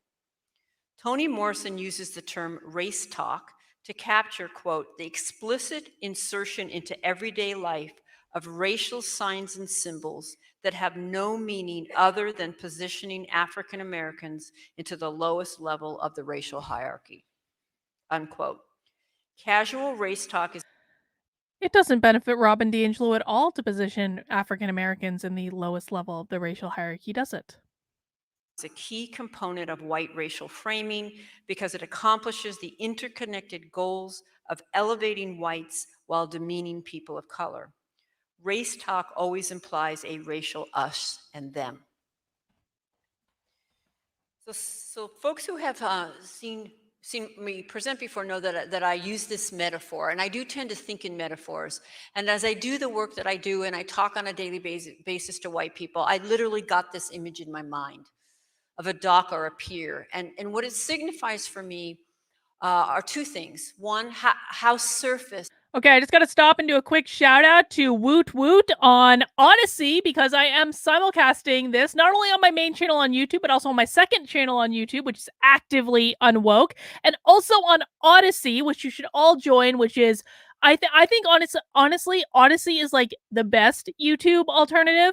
And then also on Rockfin as well, which is like a close second to Odyssey for me, is like the best YouTube alternative. I'm simulcasting right now on all 4 of these platforms. And I just want to thank Woot Woot for the hyper chat over on Odyssey. I appreciate it, my friend. Our superficial our narratives are. But also the dock, if you look from above, appears to be floating on the water, but it's not. There's an entire structure submerged under the water that props that dock up. It rests on literally pillars anchored into the ocean floor. And everything I do in my work is trying to get us off the top of the dock and under there to examine those pillars. Because despite all the bullshit on top of the dock, our outcomes have not changed. I actually have written the definition of CRT. It is actually pinned to the top of my Twitter page right now. My Twitter handle is Dr. Carlin B. It's, I think I'm displaying it somewhere, aren't I? Yes, I am. I am displaying it in my little video. But if you actually go to my Twitter page right now, twitter.com/Dr. Carlin B, it's actually pinned right to the top. So I have it written down. Right? So we have to ask ourselves, what's going on? So as I listen to these narratives, I think about them in two overall categories: color blind and color celebrate. Right? So let's start with the first set, color blind. Probably the number one. Okay. We need to pause on the issue of color blindness. So color blindness is something that the woke try to paint as a bad thing. What color blindness actually means, the actual definition of it, is that you do not treat people differently based on the color of their skin. It's not that you can't see color. It's a horrible misnomer because anyone can see color. Listen, dude, if I have a black person standing in front of me, unless they have very light skin, I'm going to be able to tell that they're black. If I have an Hispanic person standing in front of me, unless they have very light skin, I'm going to be able to tell that they're Hispanic, okay? We can all see color. Excuse me. The idea of color blindness is not that you don't see color, it's that you don't treat people differently based on the color of their skin. And people like Robin DiAngelo know this. She knows this. But what they do is they try to distort it to say, well, you're just saying that you don't see race. And how could you not see race? Racism is everywhere. So I actually really encourage you guys, don't use the term color blindness. Don't do the thing that a lot of you guys do, which is you use these terms just to prove that you can. Don't do that. It creates an unnecessary argument. There are many ways that you can talk about these issues without using the term colorblind. And frankly, it's a really poorly named term in terms of marketing it to everyday average people. So I don't actually recommend people use the term colorblind because it just creates more problems than it solves. You have to think strategically about these things. A lot of times people that watch this sort of stuff, they're like, I'm going to use the term colorblind just to prove that I can. Well, you end up creating problems for the rest of us that are actually trying to make a real fight at this stuff. So please, I understand it is the wrong definition. They're using the wrong definition, but you are not helping when you use the word that sounds like it's the definition that they're using just to prove a point. You're not helping. You're actually hurting the situation when you do this. Colorblind racial narrative is, I was taught to treat everyone the same. Anybody ever heard that one? Okay. Let me just tell you, when I hear this from a white person, and I hear it frequently, there's a bubble over my head. And it has a few things in it. The first thing is, oh, this person doesn't understand basic socialization. Yes, Robin, not everyone has gone and gotten a PhD in sociology. As it turns out, not everyone in the world has wasted their money to go get a PhD in sociology. This person doesn't understand culture. I literally just talked about being on Odyssey. I am streaming live on Odyssey right now. Literally streaming live on Odyssey right now. Just talked about it. You guys have got to you guys have got to look me up on platforms before you conclude that I'm not on the platform. Honestly, I hear this all. Carlin, why aren't you on Odyssey? I literally am. Nura says, of course she would say the outcomes haven't changed. Otherwise, why would we pay her so much money? Exactly. MB says you should compare what she said and wokesters are saying / doing to what Malcolm X said about white liberals. They're proving him right. It's disgusting. Yes, they are. Yes, I am live. Right now. Right now, we are live on the internet. Ooh, this person is not particularly self-aware. I do. Okay. You're making a joke, but I do actually have a MySpace profile. Right when all the censorship started happening, I did actually go back and create a MySpace. And I believe it's myspace.com/Dr. Carlin B. I could be wrong about that, but I actually do have a MySpace. I don't really use it, but I do have it just in case. I was like, make MySpace great again, Trump. Wouldn't it be funny? Wouldn't it be funny if Trump bought MySpace and then he made the slogan, "Make MySpace great again," I think that would be like the best thing that's ever happened.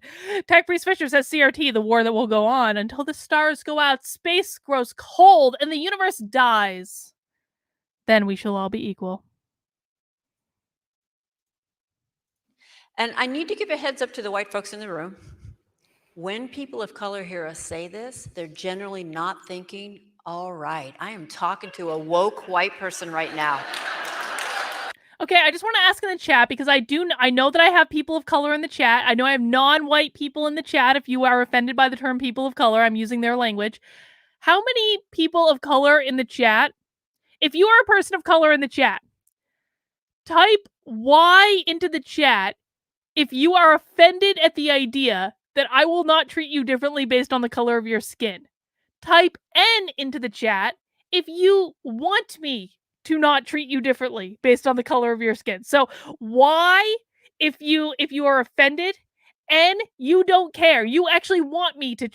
Okay, I'm doing a horrible job because apparently I have people of color in the chat that are like, I'm offended when you don't. Okay, never mind. That was a horrible. I'm gonna blame the beer. Never mind. Let's throw that little game. Okay, Ed. Now we're getting some ends. Yes.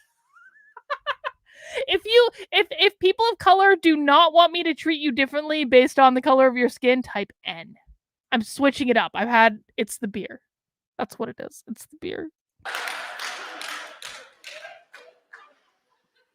I'm drinking Wait. Form of eye rolling. And you know what I just realized? I'm drinking Allagash White. I'm sure that's racist. I'm drinking a white beer. I'm drinking a white beer while watching a Robin DiAngelo talk about white fragility. That is obviously proof of my racism. And actually, I recently co-facilitated with a Black woman who said, that is the most dangerous white person to me. Okay? So it's not functioning the way we think it is. And this is another piece of humility for us. We are the least qualified to determine whether we understand this or not. Right? Because so often the things that we think convey that are not conveying that. For people of color in the chat, does Robin DiAngelo speak for you? Yes or no? And all of these are within that, it's in the past, just everyone struggles. My parents weren't racist. That's why I'm not racist. Oh, my parents were racist. That's why I'm not racist. Doesn't matter really what we say first. What comes next must be I'm not racist. So-and-so just happened to be, but it has nothing to do with race. And it also has nothing to do with why no one in the office gets along with her. And this is another one I actually asked white folks to remove from their vocabulary. Oh, by the way, along with reverse racism, which there's no such thing. You're right. Yes, right? Yes, Robin, right. Correct. There is no such thing as reverse racism. There is only racism. There is no such thing as reverse racism. We have found a point of agreement, Robin. You and I agree that reverse racism is a made-up thing because there is only racism. That's all there is racism. If you treat people differently based on the color of their skin, if you make assumptions about a group of people based purely on the color of their skin, you are a racist. Right. Remove from your vocabulary anything on the topic of race that begins with just happen to be regardless, including that your neighborhood just happened to be white. Right? I grew up in Vermont. My neighborhood just happened to be white. Yes, but at the human level, when we make that move, right? Get race off the table and let's position some kind of shared universal experience. There isn't one in this physical plane that we live in a society deeply separate and unequal by race. So I call these colorblind because they basically say, I don't see it, and if I see it, it has no meaning. If you drink anything but the darkest stout beer, you're obviously a racist. And there's a question that has never failed me in my efforts to uncover how we pull this off. It's a good question. And that question is not, is this true or is this false? Because if we apply that question, we're going to argue and argue and argue.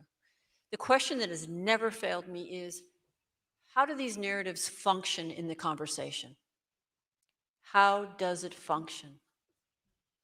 And If we ask that question, we can see that all of these narratives function to exempt the person from any part of the problem.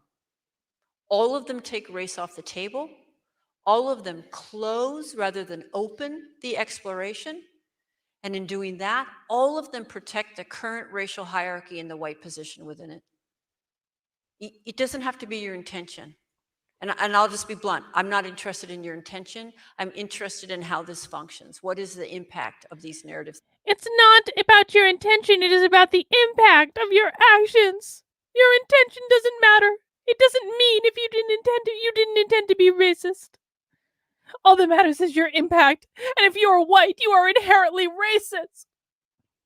Guys, just so you know, I will, once we get done with watching this video and making fun of it, right around the time I'm like reaching good and drunk. That's the level that I'm reading, because I'm already like a beer and a half in. I've had like half of this beer. So I'm probably going to be pretty drunk in the next 40 minutes or so. So after we finish this video, you know what we're going to do? We're going to do call-ins. We're going to do call-ins where some of you can join the stream and we can have a chat about the nightmare that we just watched, okay? Because that seems like nothing could go wrong with that plan. So stick around and mount that like button if you haven't already. They are closers, not openers. Well, probably the folks in this room, we're beyond color blindness, right? What do we say? Right? Look, I have people of color in my family. Okay. You can be a white person and literally be married to a person of color, and Robin DiAngelo's still gonna say, no, racist. It doesn't matter if your children aren't white. You're still a racist. We say things like this. Oh, I work in a very diverse environment. If we can't say that, and many of us can't, we'll come up with some kind of proximity. Okay? I have people of color in my family. Me? I'm not racist. I used to live in New York.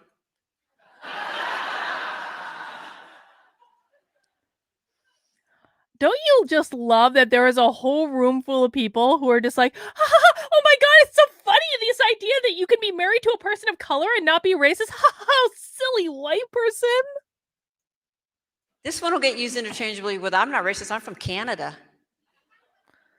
I'm not racist, I'm from Hawaii. MB is new here. On my channel, we do not smash the like button. On my channel, we mount the like button.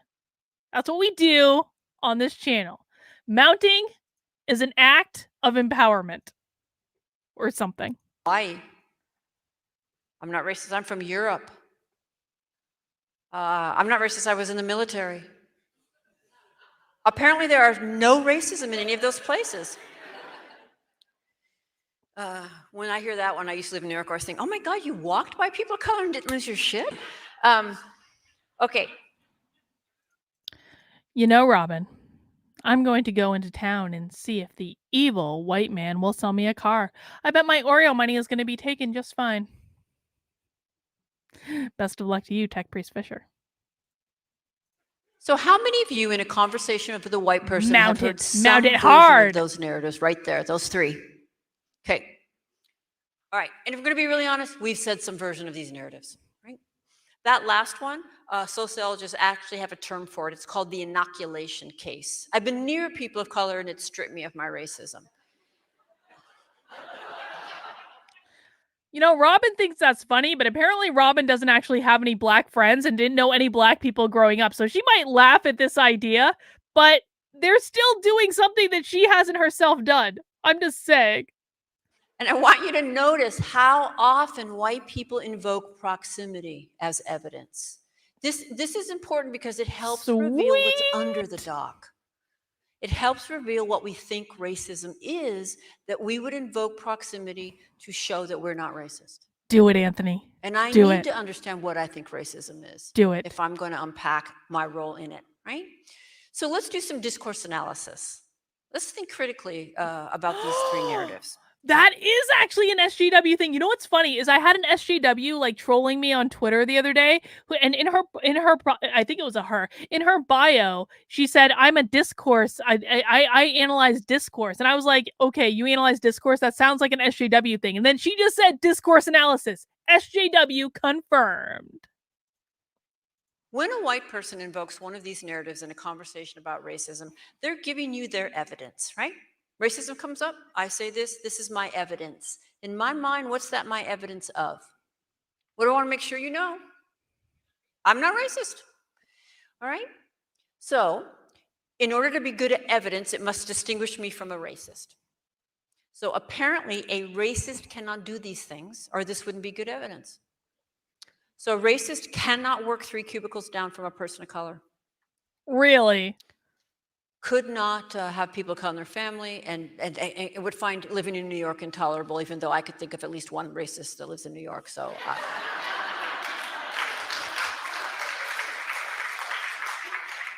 Don't you love how Robin takes general statements that she completely distorts the meaning of and applies them to an entire population of people based on their skin color? I really find it funny that Robin, mocks people who shit on her for making generalizations, and then she's like, "I know a racist that lives in New York. Ha ha ha ha ha! Aren't I cheeky?" Now, I have yet to let go of that little joke because I do enjoy it, Obvi. but it does rest on the good-bad binary. I'm on the same continuum. Although Trump lived in D.C. at this point, so now he lives in Florida. The person I'm thinking of is on. Just want to be clear about that. Okay, so I'm going to just ask a rhetorical question to the people of color in this room, and I'm going to look at my dear friend Aisha over there and Paula, and I'm going to say, could a racist work 3 cubicles down from you? All the time. Do you Hell notice yeah. she asked like the only black lady in the room, do you think you have a racist working three cubicles down from you? Oh, of course I do. In the city of Seattle, there are all these racists running around the city of Seattle, according to the one black lady in Robin DiAngelo's lecture right now. All right. People of color, do you have white people in your life who you love deeply and who on occasion reveal their internalized racial superiority? Their internalized racist assumptions about the world? Other white people, do you hear that? Could you even be married to them? And they could still? It doesn't disappear the day they fall in love with you? Okay. Robin DiAngelo just said that you can be married to a person of color and still be a racist. This is the power of them changing definitions. This is why we have to watch these things. We have to know what definitions they're changing, because we can only fight back against it if we understand specifically what they are teaching people. And now we're getting to a point where there's so much of this stuff publicly available on the internet, we can make predictions about where they're going. I'm going to tell you what is the next step for critical race theory. I'm going to tell you right now what is the next step. They're going to change the name of critical race theory, because so many people right now know what critical race theory is. Critical race theory is at the it is peaking. A lot of people know what it is. A lot of people are pissed off about it. They're trying to convince people that they don't understand it. And the very next step after they try to convince people that they don't understand what critical race theory is they are going to change the definition of, or they're going to change the name rather of critical race theory. They're going to change the name to something else. So we need to keep a watchful eye on this, because that's absolutely their next step. All right. So I hope I mock it a bit because it's ridiculous, right? But it's so ubiquitous. So we really just got to ask ourselves, well, what do I think it is, and what am I saying, and how is that functioning, right? And clearly this rests on that simplistic definition. Apparently a lot of white people think that a racist cannot tolerate any proximity, even the sight of people of color. And so if there's any friendliness across race, there cannot be racism. This is another thing that makes us so difficult in these conversations. So I'm just gonna put it right out here. As a result of being born and raised as a white person in this culture, I have a racist worldview. I have deep racist biases. I have developed racist patterns. And I have... As a result of being born white in this culture, I have a deeply racist view. That's what she wants white people to say. I'm sure that's going to get clipped what I just said. But that's what she wants white people to say. As a result of being born white, I have been socialized to be racist, and I have deeply racist worldviews. That is their definition of racism. Anyone that was born and socialized to be white. Investments in a system that has served me very well and is very comfortable for me, and it really helped me get over sexism and classism that I struggle with. And I also have investments in not seeing any of that, for what it would mean for my identity and what it would require of me in action. Right? You can choose it, don't want it, got it. And it's actually incredibly transformative and liberating to begin from that premise, so that you can begin to think, well, how's it coming out in me? So that I might be able to stop that or ameliorate that, rather than it's not coming out in me. I sometimes think if I went into the bathroom and I came out and the back of my dress was hiked into my pantyhose and my ass was showing, I sure hope you'd let me know. And I wouldn't say to you, how dare you suggest my ass is showing? And you better proceed as if it isn't. So now Robin DiAngelo is comparing like a factual reality that can be observed with a made up reality that she made up specifically to make money. It is not the same thing. It is not the same thing. If you're dressed, I once wore, okay, fun story. Back in the day, I was once working long hours and commuting every single day for an hour each way. And one day I wore a dress inside out into the office. I did. I wore a dress completely inside out into the office. And my boss, well, she wasn't really my boss. A superior to me let me know, he's like, Carl, you need to go put the dress on the right side. Because it was like, it looked pretty similar, like inside out or right. It actually looked pretty similar. I have to like defend myself on this. It actually looked very similar. Okay. But I was told that I was wearing the dress inside out. You know what I did? I went to the bathroom and I changed the dress to be the right way. But that is completely different. That is an observable fact. You could actually look at me and observe that I was wearing a dress inside out. All right? Robin DiAngelo has completely made up this entire ideology. She has made up all of this. There is no data to support this. There are no references to support this. And she's saying that it is the same thing as an observable fact. White fragility is not the same thing as an observable fact. And yet, you know, the worst fear of a white progressive is that we're going to say or do something racist. But by God, don't you dare say that I just said or did something racist. Rather than, thank you. You know, I didn't see you. I never made the mistake of wearing a dress inside out again, to my credit. All right. I was in the Peace Corps. I marched in the 60s. I voted for Obama. I'm on the equity team. You could go on. I already know all this. I told you I've been to Costa Rica and tutored there for a week with the little children. And this is a real Seattle one. We don't like how white our neighborhood is, but we had to move here for the schools. What could we do? I think it's very disingenuous. I think we do like how white our neighborhoods are. And that's another conversation. All right, so these are not colorblind, these are color celebrate. I love it, right? And I'm gonna just say this. I love it in the right doses. I like it in the Montessori school with the children of the international workers that come from Microsoft. We must fight racism, says the woman who says she is racist and supports critical race theory, and any honest people would view that CRT is racist indoctrination. All right, guys, I need to step away from the computer for just 1 second. I'm going to be back in like 1 minute. I swear. I just need to step away for 1 second. What I'm going to do is I'm going to just play the video, and I want extra snark in the chat. I'm going to be looking when I come back, okay? But I have to step away for just like 1 second, and I will be right back, I promise, but I'm going to play the video in the meantime. So again, if we apply the same question, not true, false, or right, wrong, but how do these narratives function in the conversation, we get the same answer. They all exempt the person from any part of the problem. They all take race off the table. They all close rather than open, and they all protect the current racial hierarchy and the white position within it. They're actually, in practice and impact, not any more progressive. And they have not changed our outcomes. So we have to get under here and see what's going on. And what I think is going on, what I think of as the linchpins of new racism. Yeah, I can call that I had to pee. Is the good bad binary, and that one's really effective. I was not putting my dress on from the inside out. I just had to pee. Okay, that was all that had to go on. But I did it super quick. Deep implicit bias, which you can't help but absorb. This precious ideology of individualism. At the same time, this idea that we don't speak from any particular position, but speak for all of humanity. And people of color speak for their group.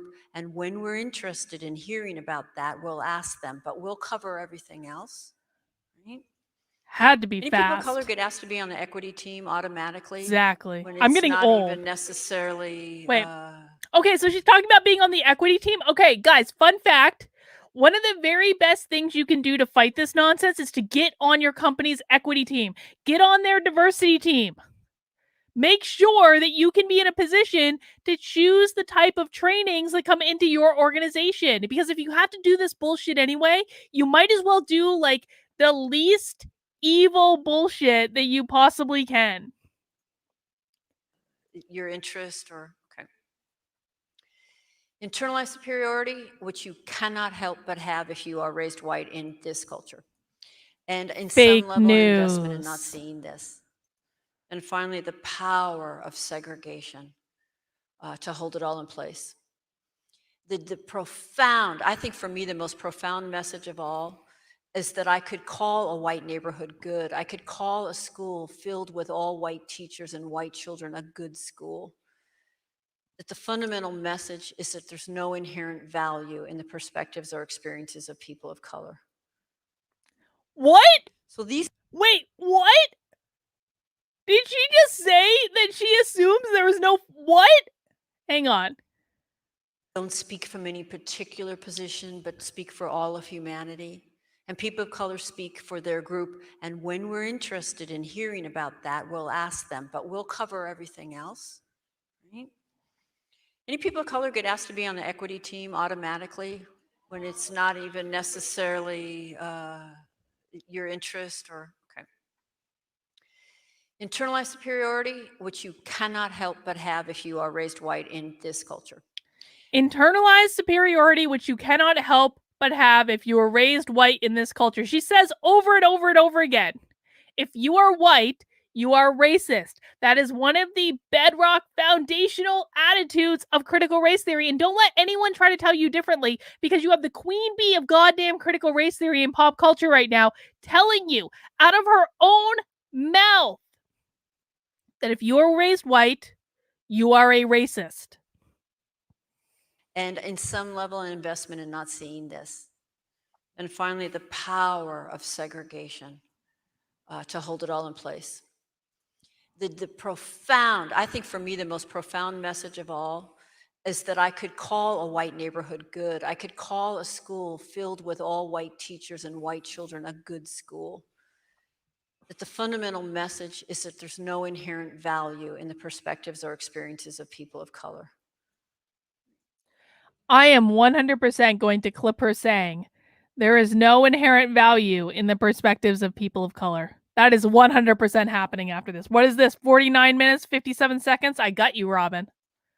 So these messages are raining down on us relentlessly, 24/7, and we don't have umbrellas. I'm going to make a whole video just of clips of Robin DiAngelo saying racist things. That is absolutely happening. Nothing could and nothing did exempt us from their forces. It's on us to figure out how they shape us, not if. Right? So all of this. What the fuck? We're only on chapter 4? Some patterns. Right? Preference for racial segregation, lack of understanding what racism is, seeing ourselves as individuals, not understanding that we bring our history with us. History matters. It's a history of harm. Assuming everyone is having our experience, arrogance, lack of humility, unwillingness to listen, dismissing what we don't understand, apathy towards racial justice. After, again, 20 plus years, I think most white people are pretty apathetic about racial injustice. No, most white people are pretty apathetic about Inability you. to or lack. Most white people are pretty apathetic about you because you're spewing bullshit to try to convince them that they're racist when they're not. You want to make people apathetic about something, Robin? Start telling them they're racist for how they were born and how they were raised. That's going to make people apathetic because fundamentally you've told them there is nothing you can do. There is nothing you can do to change the situation. You're just a racist. You just have to accept that you're a racist. If you want to work with me, you just have to accept that you're a racist white people. Lack of interest in sustaining relationships with people of color, wanting to jump over the hard personal work and get to solutions. Confusing not agreeing with not understanding.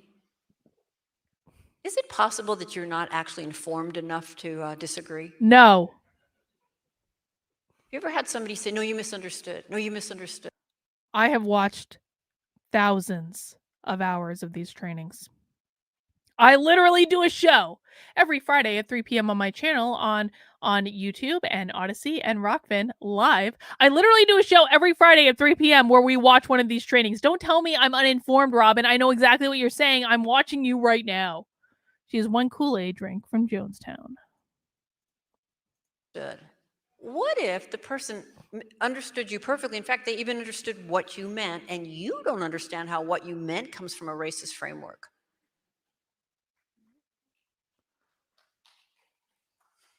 The need to maintain white solidarity, right?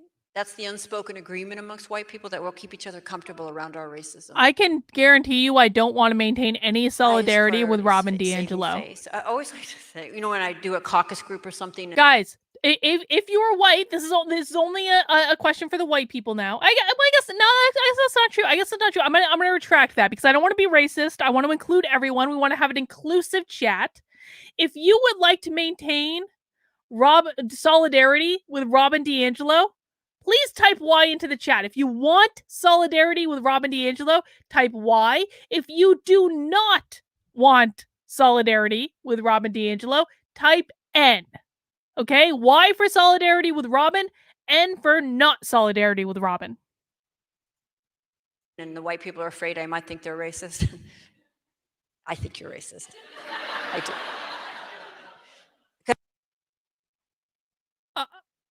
I'm sorry. Okay, hang on. Something, and the white people are afraid I might think they're racist. I think you're racist. I do. Wow. I think I am too. Right. Oh my God! Did you just see that? Oh God. Okay, guys, we have to watch that again. I'm sorry. We have to watch that again. We have to do it again. That was awesome. Racist. I do. Wait, hang on. Shit, where the fuck was that? Where was it? Confusing not agreeing with not understanding. Priorities, saving face. I always like to say, when I do a caucus group or something and the white people are afraid I might think they're racist. I think you're racist. I do. I think I am too, right? But yeah, let's just. Guys, Robin DiAngelo's not even drinking right now and she just admitted to being a racist. Robin DiAngelo just admitted that she thinks all white people are racist and that she thinks she's a racist herself. Literally. That's not even an exaggeration or a distortion. That's literally what she just said. Let's be done with that. And actually your carefulness and you're hiding yourself and you're not contributing to the conversation won't actually change that assessment at all. And people of color don't find that to build trust. Defensiveness, of course, and a focus on intentions over impact. So when any of this is triggered, we get off our white racial equilibrium. Oh, I'm going to clip it. Don't you worry. What is white racial equilibrium? Well, racial comfort. That's for sure. Seeing ourselves as individuals, seeing ourselves as just human. Obliviousness. Well, it's this funny, there's like a stew inside of white people that makes us really irrational on this topic. And I've tried to kind of identify some of those pieces. There is a stew that makes white people irrational. I think it's a stew that makes them perfectly rational, Robin. It's a stew that indicates that you are spewing bullshit. That is what is going on. That is all it is. I think Robin DiAngelo might be possessed by a dead dictator. Jen, I would not be surprised. It would not surprise me at all. Okay, I need a third beer. I'm on beer 3. And I have to admit, guys, I have to say, I do actually just like the irony of me continuing to drink a white beer during Robin DiAngelo's talk on white fragility. Like, I feel like I have to continue in this pattern. I was gonna switch it up again, but like, it's just too good. It's just too much irony. I just have to. But one of them is that we really are taught not to see this. So if you're a person of color scratching your head thinking, how can they not see this? Like, I just don't believe they don't see this. We actually really don't see it. Oh, and hell yes, we know it. And we do see it, but we cannot admit that. It's both these things are actually true. We don't see it and we do see it, but can't admit to it. And it's part of what makes us so irrational. Right? Apathy, dominance, control. Don't name. We'll do I'm that working next. on this huge contract with racial justice for a large organization, and they asked us to take the word white out of all the slides. That's Okay, so fun fact. And this was actually one of the last corporate trainings that I did in person before the lockdown. So I had seen this trend. So if you guys have ever seen, so I have a keynote speech that I did. There's a video of it on this channel or on my main channel called "Playing Politics: The Psychology of the Human Workplace." It's a really good talk if you guys ever want to go and watch it. But in that talk, I use almost entirely illustrated slides, or I use slides of like random mundane things that don't involve people, because for the last several years, I noticed this trend when I was doing corporate training of people would tell me, Carlin, we really love your presentation, but you just have too many white people in your slides. And so I slowly started to transition away from just having any people in my slides at all, because every single time I would do a training, they'd be like, Carlin, we really love your presentation. You just have too many white people in your slides. Well, the very last corporate training that I did in person, because I have to do them all via Zoom now, but the very last one I did in person was I had removed all white people. There were 0 white people in the entire presentation. I swear. Any slides I had that had people in them had people of color. There were 0 white people in the presentation. What did the people say to me when I was done the presentation? Carlin, we really loved your presentation, but you had too many white people in your slides. I swear. And I had to maintain a straight face. I had to maintain a straight face because they hadn't paid me yet. So I had to be like, oh, well, yeah, that's good feedback. There were 0 white people in the entire presentation. And they were still like, Carlin, you had too many white people in the presentation. I swear, it's like an automatic reaction at this point. a great example, isn't it, of white fragility? So don't name white. Don't name that's our racial equilibrium, right? And entitlement to people of color's bodies.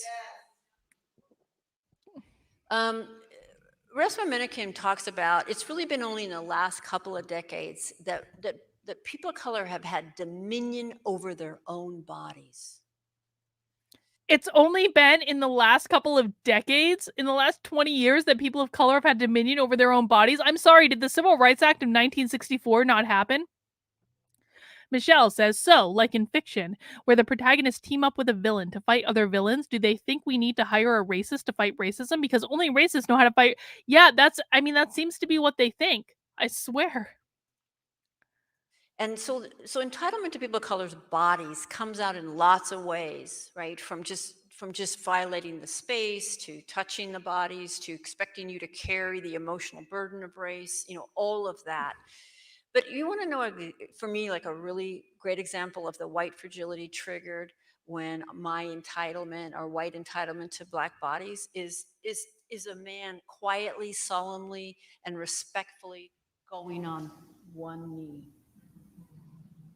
And the eruption right? The criminalization, right?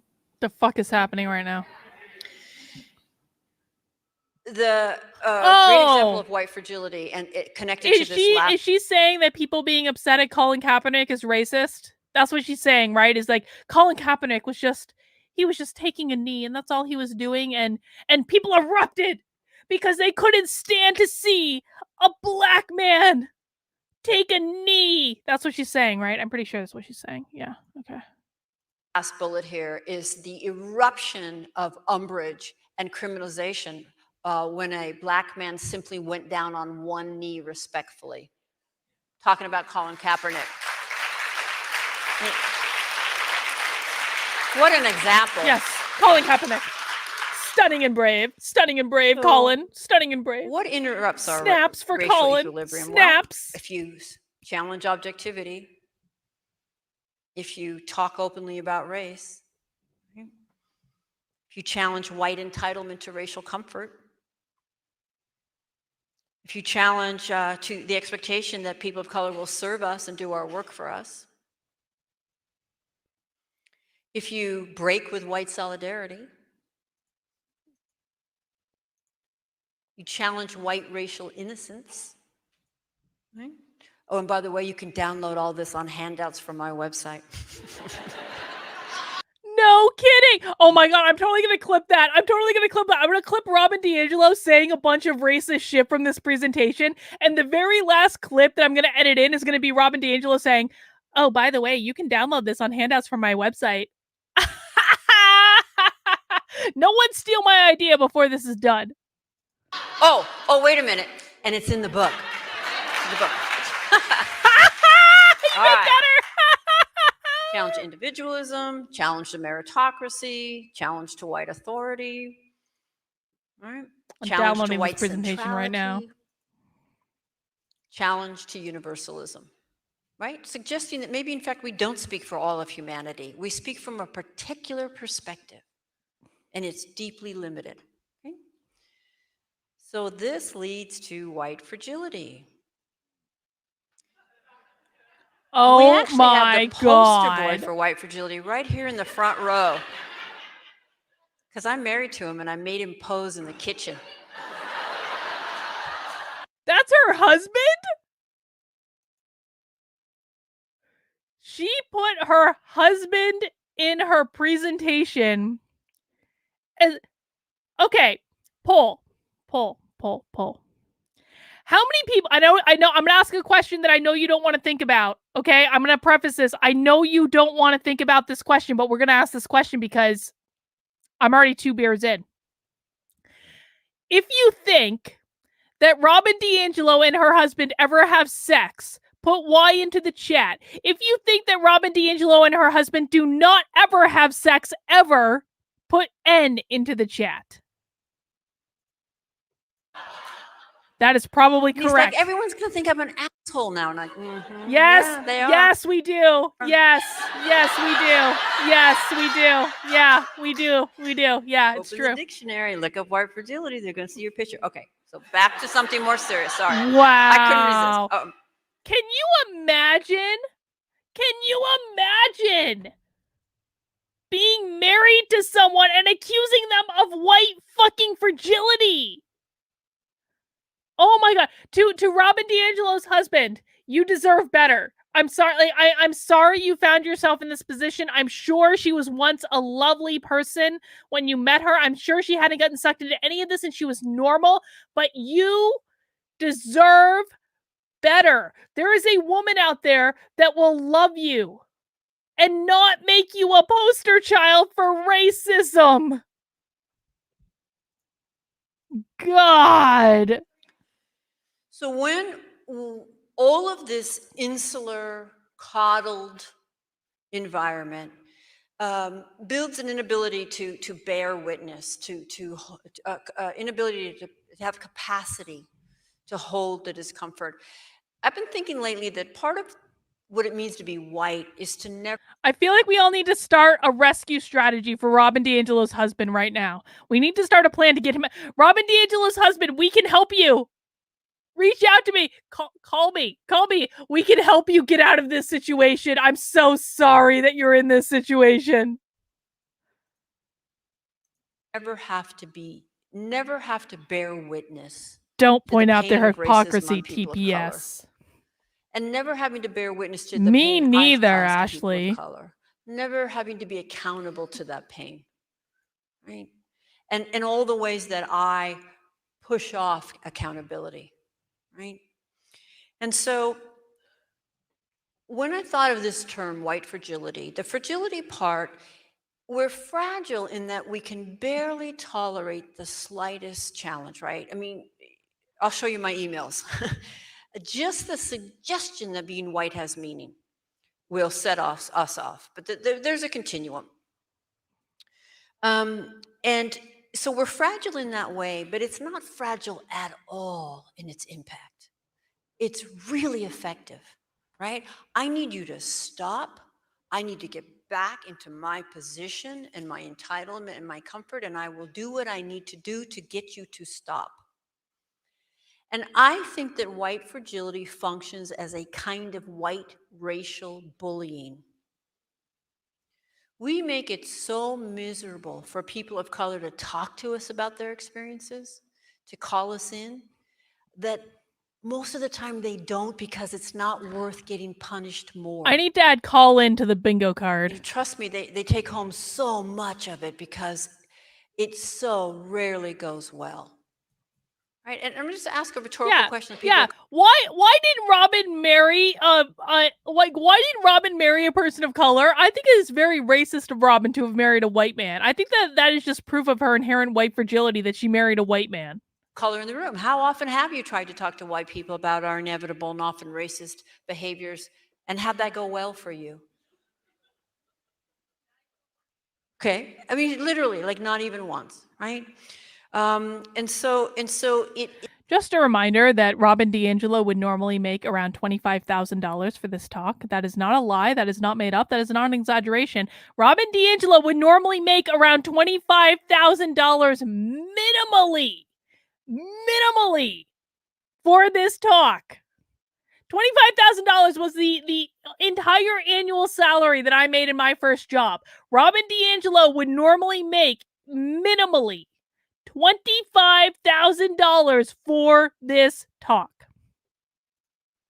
Stick around, guys. In about 20 minutes, we're going to do call-ins, and you can tell me what you think of this presentation. In the meantime, mount that like button, subscribe to whatever channel you happen to be watching on, whether it's my main channel, Actively Unwoke, whether it's on Odyssey or Rockfin, make sure you subscribe. I do this every Friday at 3 p.m. It's weaponized defensiveness. It's weaponized hurt feelings. It's weaponized by denial and obliviousness. And so I'm not the 1%. I've never even been a manager. Yes, you are. But I can control the people of color in my orbit through white fragility, right? I can control the people of color in my orbit. That's getting clipped. And so I also think of it as a form of everyday white racial control. You can be in my orbit, and I'll use you as diversity cover, as long as you keep me comfortable. But if you challenge me, you're going to become a personal problem, and you're going to be ejected. And boy, do we see this in the workplace. We want you on the committee. We're not going to pay you anymore, but we do want you on the committee.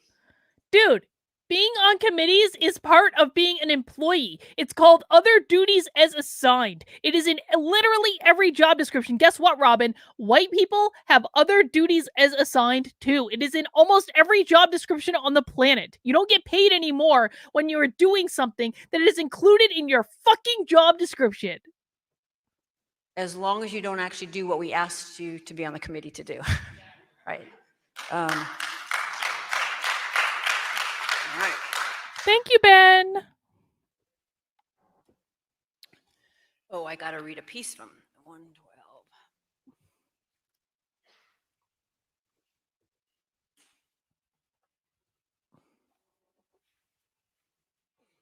I got a story that I really want to read. I hope it's the one. I hope Robin reads the story that she wrote about in her book about Robin was invited to a potluck. and the potluck was in a park. And you know how in parks, when people get together in parks, they have these different pavilions, and you might have one family in one pavilion and another family in another pavilion. Robin tells a story in White Fragility about how she was invited to a potluck in a park, and she came over and she saw two different families. And one was a white family and one was a black family. And Robin was like, "Oh, I hope I'm not going to have potluck with the black family." That was her attitude. She literally told a racist story in the book about how she didn't want to go have potluck with a black family. I swear to God, this is true. It's in the book. Okay, so I was working with a group of educators who had been meeting regularly for at least 8 sessions. The group was composed of the equity teams for a public school system, self-selected by people who wanted to support equity efforts in their schools. I had just finished an hour-long presentation titled, Seeing the Water, Whiteness in Daily Life. This presentation is designed to make visible the relentless messages of white superiority, etc. The room appeared to be with me, open and receptive, with many nodding along in agreement. Then a white teacher raised her hand and told a story about an interaction she had as she drove alongside a group of parents protesting the achievement gap in her school. And she then proceeded to imitate one mother in particular who offended her. "You don't understand our children," this mother had called out to her as she drove by. By the stereotypical way that the white teacher imitated the mother, we all knew that the mother was Black. The room seemed to collectively hold its breath at her imitation, which was bordering on racial mockery. While the teacher's concluding point was that, on reflection, she came to realize that the mother was right and that she really didn't understand children of color, the emotional thrust of the story was her umbrage at the mother for making this assumption. For the room, the emotional impact was on her stereotypical imitation of an angry Black woman. As this story came to a close, I had a decision to make. Thank you, Cars. Should I act with integrity and point out what was racially problematic about the story? After all, making racism visible was literally what I had been hired to do. Further, several African American teachers in the room had certainly Mike, thank you, Mike. What is she talking about? Don't speak for me. She has no clue. She is dirty, and people clap to what she's saying. That's sad, dude. It really is. It really is, Mike. notice the reinforcement of a racist stereotype. To not intervene would be, yet again, another white person choosing to protect white feelings rather than interrupt racism. A white person who billed herself as a racial justice consultant, no less. Yet I would be taking the risk of losing the group, given the likelihood that the woman would become defensive, shut down, and the room would split into those who thought I had mistreated her and those. You know what she's reading from? She's reading from a chapter called White Woman's Tears. I believe that's chapter 9 in her book. Hang on. Let me find it. Look at this. No, it's chapter 11. I'm wrong. She has a chapter titled White Woman's Tears in her book. And this is an entire chapter about how white people break down crying in her trainings, and white women especially, and how this is just a manifestation of their white fragility, because the white women are crying. I swear to God, this is true. She says that white women break down crying in her training because this is what they used to do to get Black men in trouble. And you can't coddle white women when they're crying and displaying their white fragility in these trainings, because this just used to be the strategy that white women would use to get Black men in trouble for doing things I can't talk about on YouTube because I'll get demonetized. Who didn't. This happens every time Fuck you actually Vosh. call it out in the moment in the room, right? And I decided to do what would maintain my integrity, and I called it out. And I called it out as diplomatically as I could. I just said, oh, teachable moment. I'm going to ask you not to tell that story again. Here's why. Here's how you could tell it in a way that doesn't reinforce that. We went back and forth a little bit. But to make a long story short, of course, the room did erupt in twos. She left the group. She quit the group. This was the 8th session for equity teams. And again, all the focus was on had I or hadn't I mistreated her, right? And this is often what happens. So So Robin white- Robin just talked about how she was an ineffectual corporate trainer. And then she's like, well, it was just her fault because she had white women's tears. That entire story was about how Robin DiAngelo was an ineffectual corporate trainer. That's what you just heard. It's receiving feedback kind of above and below, right? What feelings do white people have when we often try to give them feedback on our racist patterns, right? Tell me if you don't recognize these. Attacked, silenced, Crying. shamed, accused, insulted, judged, angry, scared, outraged. Yeah? Can you imagine having to spend 8 hours with Robin DiAngelo as your trainer? That is enough to make anyone cry. That is enough to make anyone withdraw. That is enough to make anyone silent or arguing or denying or focusing on intentions. Oh, if you focus on intentions, that's just a sign of your white fragility. If you talk about how people have positive intent, that is a sign of your white fragility. Okay, Robin. Now, how do we act when we feel this way? Right? Dude, Ken, No? Ken, hang on, listen. I very nearly, and this is the God's honest truth, when I read White Fragility, I got about halfway through it and I started descending into madness. I'm not joking. There's a video of me that I took while I was in the midst of reading this book where I was literally crying and like basically being like, make it stop. And that it was real. That was not an act. That was not to make content. I was actually descending into madness in the reading of that book. That was real. Mount that like button if you haven't already. Thank you. We withdraw, we cry, we go silent, we argue, we deny, we focus on our intentions, we seek forgiveness, we explain, we insist there was a misunderstanding. Yep. And so what kind of claims do we make to justify behaving this way and feeling this way? I know people of color. I marched in the 60s. I took this in college. I was a minority in Japan. The real oppression is class. That's actually You true, by the way. misunderstood me. You're playing the. That's actually true. What she just said, and she's using it as an excuse. The real oppression is class. That's something white people say when they don't want to be racist. That's actually true. That is true. The real oppression is socioeconomic. And if these people put half the energy into socioeconomic disparity as they do into racial disparity, our country would be significantly better off and every gap would be closed. Race card. If you knew me or understood me, you'd know I can't be racist. This is not welcoming to me. You're making me feel guilty. I want to say something about shame. Whenever white people jump to a narrative really quickly on racism, I'm always suspicious of it. And shame is one we jump to really fast. White progressives really, really like to lean on how much racial shame they feel. And That's gonna get I would clipped. actually ask you to think about on a daily basis, how often do you, if you are white, feel racial shame? Seriously. Well, first of all, probably just when racism comes up, and even then, so maybe 2% of the time, right? I was in New York recently, and I stepped over a homeless man who was Black on my way into Whole Foods, and I felt shame for just a minute, but then Rainier cherries are in season, and I forgot all about it. I mean, I'm serious. Like that's how that functions. I really don't think we feel that shame that much. I'm sorry. I don't feel I'm gonna flat out say it. I do not feel shame for walking by a homeless person and then going about my business. I don't feel shame for that. I'm sorry. I mean, maybe that makes me racist. I'm sure it probably does, but I do not actually feel shame for that. You want to know why?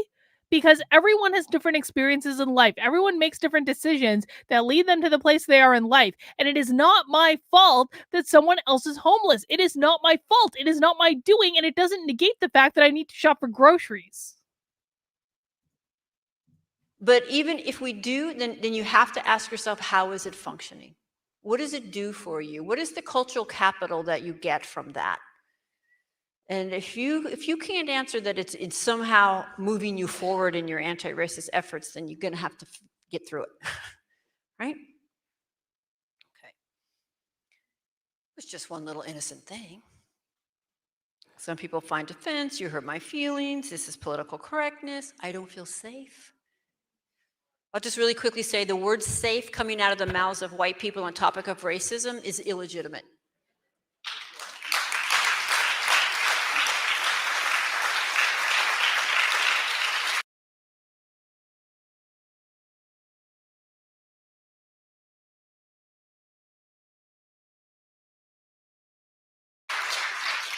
Because what does safety mean from a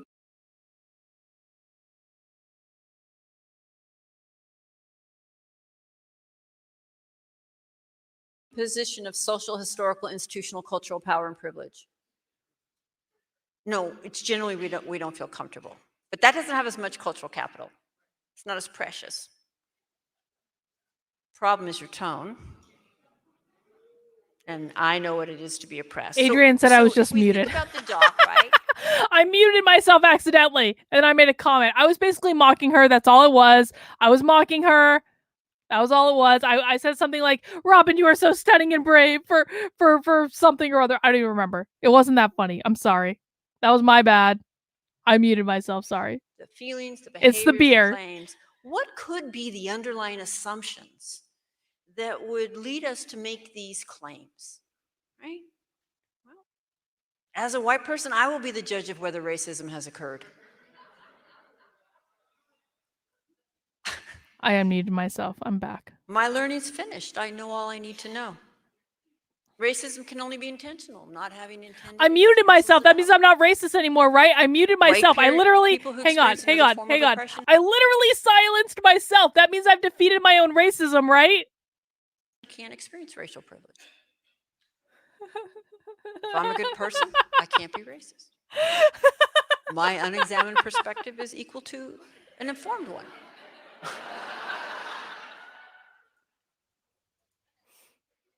I'm entitled to remain comfortable. So Cindy has a bingo. Congratulations, Cindy. How many other people got a bingo today with Unwoke Bingo? We will be doing call-ins in about 10 minutes. And in fact, I'm actually going to put, guys, what I'm going to do is I'm going to put the link to call in the chat in about 5 minutes, and you can actually join the stream and we can have a little chat for like a couple minutes, and you can tell me what you thought of this presentation, but I will be doing that in about 5 minutes. So get yourself ready. If you want to turn on your webcam, make yourself look presentable because you're going to be on the internet. So I will be doing that in about 5 minutes. So you have made a very serious social breach. As a white person, I know the best way to challenge racism, and you're doing it wrong. Nice people cannot be racist. If I can't see it, it's not legitimate. I'm totally going to watch that movie tonight. If I have any proximity to people of color, I can't be racist. If I have no proximity to people of color, I can't be racist because I'm racially innocent. I would make a case that white people who grew up on farms and rural environments and there are no people of color around actually are less sheltered from racism because you are left to rely on the most problematic sources for your understanding of people of color. My worldview is objective and yours isn't. I don't know what else could be functioning under there, right? So how does all that function?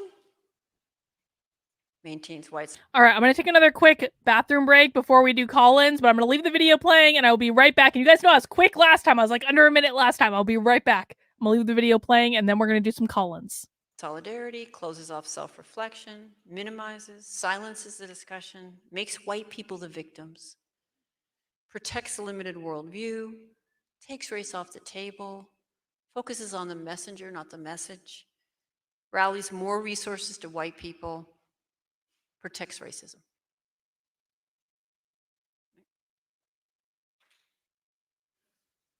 I could get into this really deep, but here's what I just want to say about this. The reason I like this picture when I do presentations is because for me, this is an amplified visual of institutional power. And if I walked in that room as a woman, because that would be the salient identity for me in that room, it would be visceral to me, the lifetime of entitlement exuding out of these men's pores. Listen, I'm old, okay? Once you so pop the cherry, you don't go if back. you can see that, if you can see not only the lifetime of entitlement, but if you were to suggest to them that maybe they should have some women or people of color in that group, I can't know, but I believe to my core, they would feel contempt. Because they don't see the perspectives of women and people of color as valuable. I believe that to my core. I don't know Told them, ya. but I'm pretty damn sure. If I can see it in them, then, and I don't relate to them, right? But what version of that is coming from my pores? What version of that is visceral for people of color when I'm in the room, right? So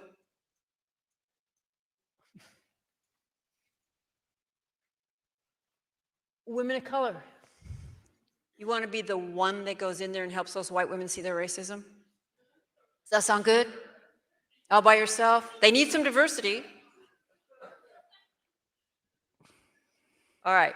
So my point is, I can be in this room experiencing sexism and patriarchy, I am old. and I can be in this room perpetrating Listen, if you're not like 40 plus, you don't understand, okay? The struggle is real. racism. Right?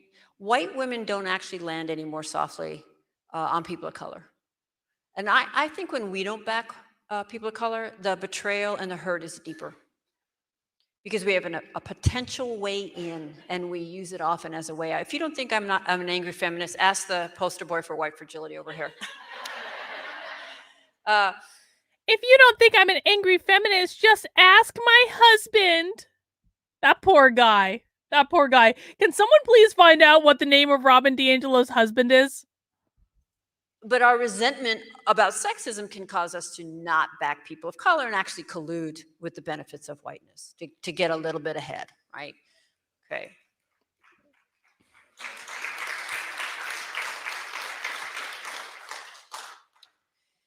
So I'm going to end by She's just ending. bringing this question up so that I could preempt it, because I really don't like this question.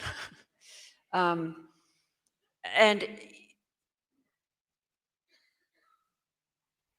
if this is the question you have right now, if you're white and this is the question you have right now, then I have one for you. Can we start a Save Jason hashtag? See, Jason, we're so sorry. We're so sorry you're in this position. We're sorry, Jason. There's always hope. Don't give up, Jason. Life is still worth living. What has allowed you to remain ignorant about how to interrupt racism? Why in 2018 is that your question? And that's actually a sincere, challenging question. Because if you really start to map it out, you'll have your answer. So I want to share what could be under that dock if we had a transformed framework. But before I do it, I want to give an example. He's 11 years younger? He's 11 years younger?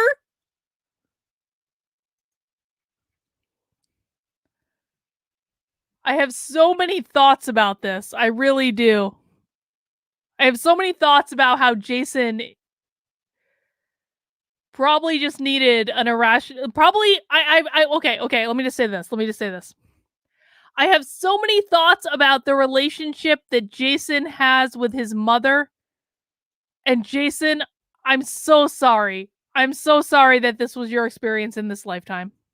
Of a moment of racism that I recently perpetrated. Okay? And instead of reading it from the book, it is written in the book, but it's easier for me to just say it. I used to be the director of equity for a large nonprofit. And on the equity team were 3 people, myself, the co-director, and the executive assistant. And Deborah and Marsha were Black women. So there were 3 of us, 2 of us were Black, 1 was white. Robin is about to tell the story of how she was constantly racist to her coworkers, and her coworkers were always very nice and forgave her. I bet that's the story she's about to tell. And we hired a consultant, the organization hired a consultant to come in and design the web page and the website. And so she was going around setting meetings with all the departments to find out what we did so she could build each department's particular page. So she scheduled a meeting with the equity team, And it was 3 in the afternoon, and we went in, and it turns out that she was also a Black woman. I will call her Angela. And right away, she had this survey that had lots of questions about what we do. But it was the afternoon. I found the survey kind of annoying, and it was tedious, and it didn't really speak to what we do. So I kind of shoved it aside. And I said, let me explain. We go out into the different satellite offices, and we lead, racial justice trainings. In fact, we went up to the, far north one recently, and Deborah was asked not to come back. I guess her hair scared the white people. Make this little joke, right? Because Deborah has long locked hair. The meeting ends. Wait. Hang on. Apart from Robin about to confess that she was a racist, which is exactly where she's going, I know exactly which story she's talking about right now. Apart from that, why was one of her employees asked not to go back to a satellite office? What did one of her employees do that was so bad that they were literally asked not to return again? And I wish I could tell you that I realized what I had said, but I didn't. So a few days later, Marcia came to me and said, Angela was really offended by that joke you made about Black women's hair. And, that I know better. Right. And so I immediately understood and said, thank you for letting me know. See, this is when I told you, this is when Robin admits that she's a racist and that she constantly makes racist actions against her coworkers and they always forgive her. I told you. And so I followed a series of steps to repair that. And the first thing I did is I called a friend of mine, another white woman named Christine, and said, I need to process something with you. And, I vented my anxiety, my embarrassment. And then when I kind of got that off, we put our heads together and it's like, let's think about how your racism was manifesting in that meeting. Get really clear. Yep. Okay. I got clear and I felt ready to then come back to Angela. So I called her and I said, would you be willing to grant me the opportunity to repair the racism I perpetrated towards you in the meeting last week? Ding, ding, ding. And she said yes. Now, she could have said no, and I was prepared. In fact, I thought she was going to say no. I thought she was going to say, whoa, are you a hypocrite? And if I could not hold that, then I was not going to be making an authentic repair, right? So she didn't say no, however. She said yes. And so we met, and I said, I just want to own that racism and that joke. And so we talked about it, and she basically said, I don't know you. I have no relationship with you. I have no trust with you. Wait. So one of Robin's employees, because remember, she was the director of equity at this company, and she's talking about one of her employees. And one of her employees is telling her, I don't know you. I have no relationship with you. I have no trust in you. That's a bad manager, Robin. One of your first jobs as a manager is to build trust with your employees. Why didn't you do that, Robin? Why didn't you especially do that with one of your Black employees? And I do not want to be joking about Black women's hair in a professional work meeting with a white woman I don't know. Right? So I just want to be really clear so that white folks understand that piece of it. Oh, wait, no, this was the website designer. I'm wrong. I'm sorry. This was the website designer. The woke Still white person and making fun racist. of the white people who didn't get it. So I was making that move. I was credentialing myself. So I owned that. And then because I knew that Christine and I, as two white people, would probably have missed some things, I said, Angela, is there anything I missed? And she said, yes. So basically, she had a meeting with a consultant as the director of equity in this organization. She had a meeting with a consultant that the organization had hired in order to have the consultant tell her, as the director of equity, all the ways in which she was a racist. Okay. That survey you so glibly shoved aside, I wrote that survey. And I have spent my life justifying my intelligence to white people. Okay, that was just like because I immediately got it. Never occurred to me she wrote the survey. Looking back at how I just dismissed it. So I owned that. So Robin is admitting she's a racist. Okay. And then next step I took was, is there anything else that needs to be said or heard that we might move forward? And she said, yes. The next time you run your racism at me, I want to pause right there. Notice that she didn't say if. She basically said, if we're going to be working together, I know you're going to run your racism Hang on, at me hang again. on, hang on, hang on. This didn't happen. This did not happen. You want to know how I know? Because consultants who are hired by organizations don't go in and tell the organization that is paying them money that they are racist. I'm sorry, she's making this up. This didn't happen. I don't believe this for one So red the next second. time you do it, would you like your feedback publicly or privately? Oh, please. You are such a liar. Everyone, Pinocchio in the chat. Pinocchio, Pinocchio, Pinocchio, Pinocchio in the chat, please. Yeah, I loved her for that. And I said, oh, publicly. liar. Definitely, right? Like, I think most white Liar. people would have said, oh, God, no, privately. But Liar. it's really, really, I told her it's really important that other white people see that I am not free of these patterns. I run them less. I'm not defensive when I run them. Notice I never explain my intentions. I have very good repair skills, but I have these patterns. And it's important that other white people see that and that I have the opportunity to model Liar. non-defensiveness. And so anything else? No, are we Liar. good? Yep, let's move on. And we moved on. And actually, there was more trust there. One of the things she said to me is, what you did in that meeting happens to Dogfish us Head every is day. good. This, what you're doing right now, this does not happen. Thank you. What I'm looking for is, where can I go with you? Oh, Cindy got a Right? Kate Repair. icon in there. So I want to end with what could be under that dock All right. if we had a transformed.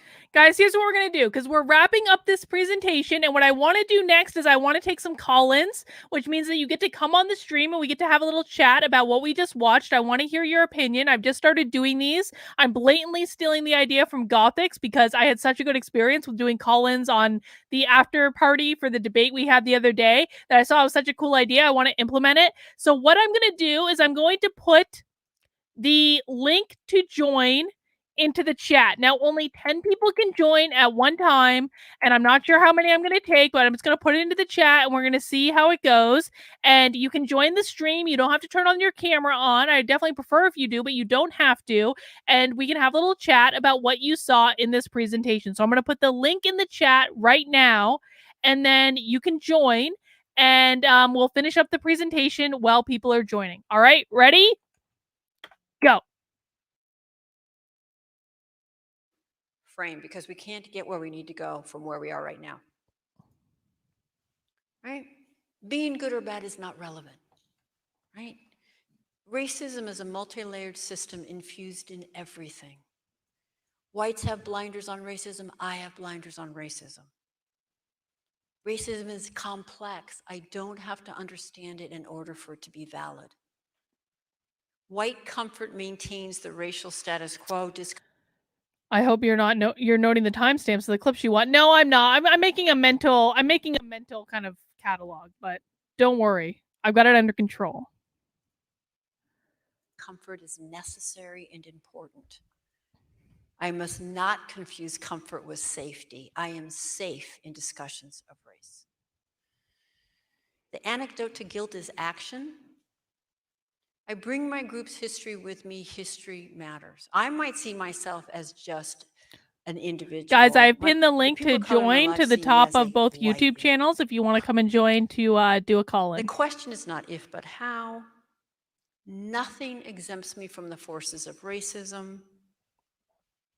Whites are unconsciously invested in racism. I am unconsciously invested in racism. I want you to imagine if white people internalize this framework, how revolutionary it would be, right? Bias is implicit. I don't expect to be aware of mine without a lot of effort, right? Feedback from people of color indicates trust because it is a huge moment of risk across a deep history of harm, right? Feedback on white racism is really difficult to give. How I receive it is not as relevant as the feedback itself. You bring it to me upset, bring it to me upset. There are no rules for how you should tell me that I've harmed you. It takes courage to break with white solidarity. How can I support those that do? How can I back? If I'm not willing to step out and take a risk, how can I back other white people who do? Corey, click the link at the top of the chat and come in and question me in person. You can do a call-in. I invite you, Corey, to come and do a call-in. Instead of tearing them down. Finding that one thing that I said in this talk tonight that you can grab onto so that you don't have to look at yourself. Given socialization, it's more likely that I am the one who doesn't understand the issue. Can you imagine if white people were coming from that place? Racism hurts, even kills people of color 24/7. Interrupting it is more important Corey, than my feelings. come and do a call-in and we can have this conversation. It is pinned to the top of the chat in the YouTube right now. Ego or self-image. Thank you. All right. Robin is done. That is about all I can take. Guys, if you enjoyed this presentation from Robin DiAngelo, then you might want to join my locals. Or if you enjoyed my epic takedown of Robin DiAngelo, I should say, not the presentation, because no one enjoyed the presentation, okay? No one enjoyed the presentation. But what you can do, if you enjoyed this, is you can join my locals, kb.locals.com. The information is in the description below. All right, we're going to do some call-ins. And I've pinned the call-in link to the top of the chat on the YouTube channels, and I'm just going to take you in the order in which you're joining, and we're just going to go from there. The first one, I want to hear what you thought about the presentation and any other thoughts you might have. The first one is Patrice, one of my locals members, I believe. Hello, Patrice. Hello. Hi. Hey, first, thank you, Carlin, for everything you do. This is great. Thank you. We all got to support each other, everybody, all of us bodies here. Which is crazy. Usually when you say bodies, you're talking about dead people, so maybe they ought to not. It's one of the most annoying terms that they have from my perspective. Yeah, I mean, talk about dehumanizing. So I just want to say, get ready, people. They're going full steam ahead. Biden administration pushing this full steam ahead. We need to be ready to fight this. You got to be ready to stand up at work, stand up in your communities, just with love, of course, right? Like, yeah. This isn't going to do anybody any good.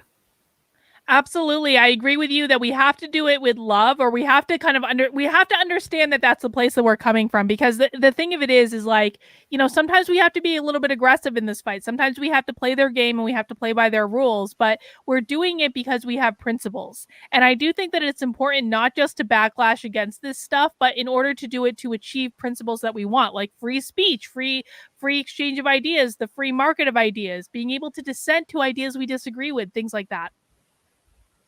Yep. Thank you. Yeah. Everybody stay strong. This isn't over. It's not over. All right. Well, thank you, Patrice. I appreciate you joining. All right. Next up, we have Catherine. Hi, Catherine. Oh, hi. I was almost not expecting. So this has been around for a while now. Mm-hmm. And like with the BLM, they don't really care about Black people at all. I mean, that's pretty transparent. Mm-hmm. It's so they do like the prayer worship things with Black people. They say people, they're worshiping Black people, but it's actually even worse than that. They're worshiping Black people's suffering. Mm-hmm.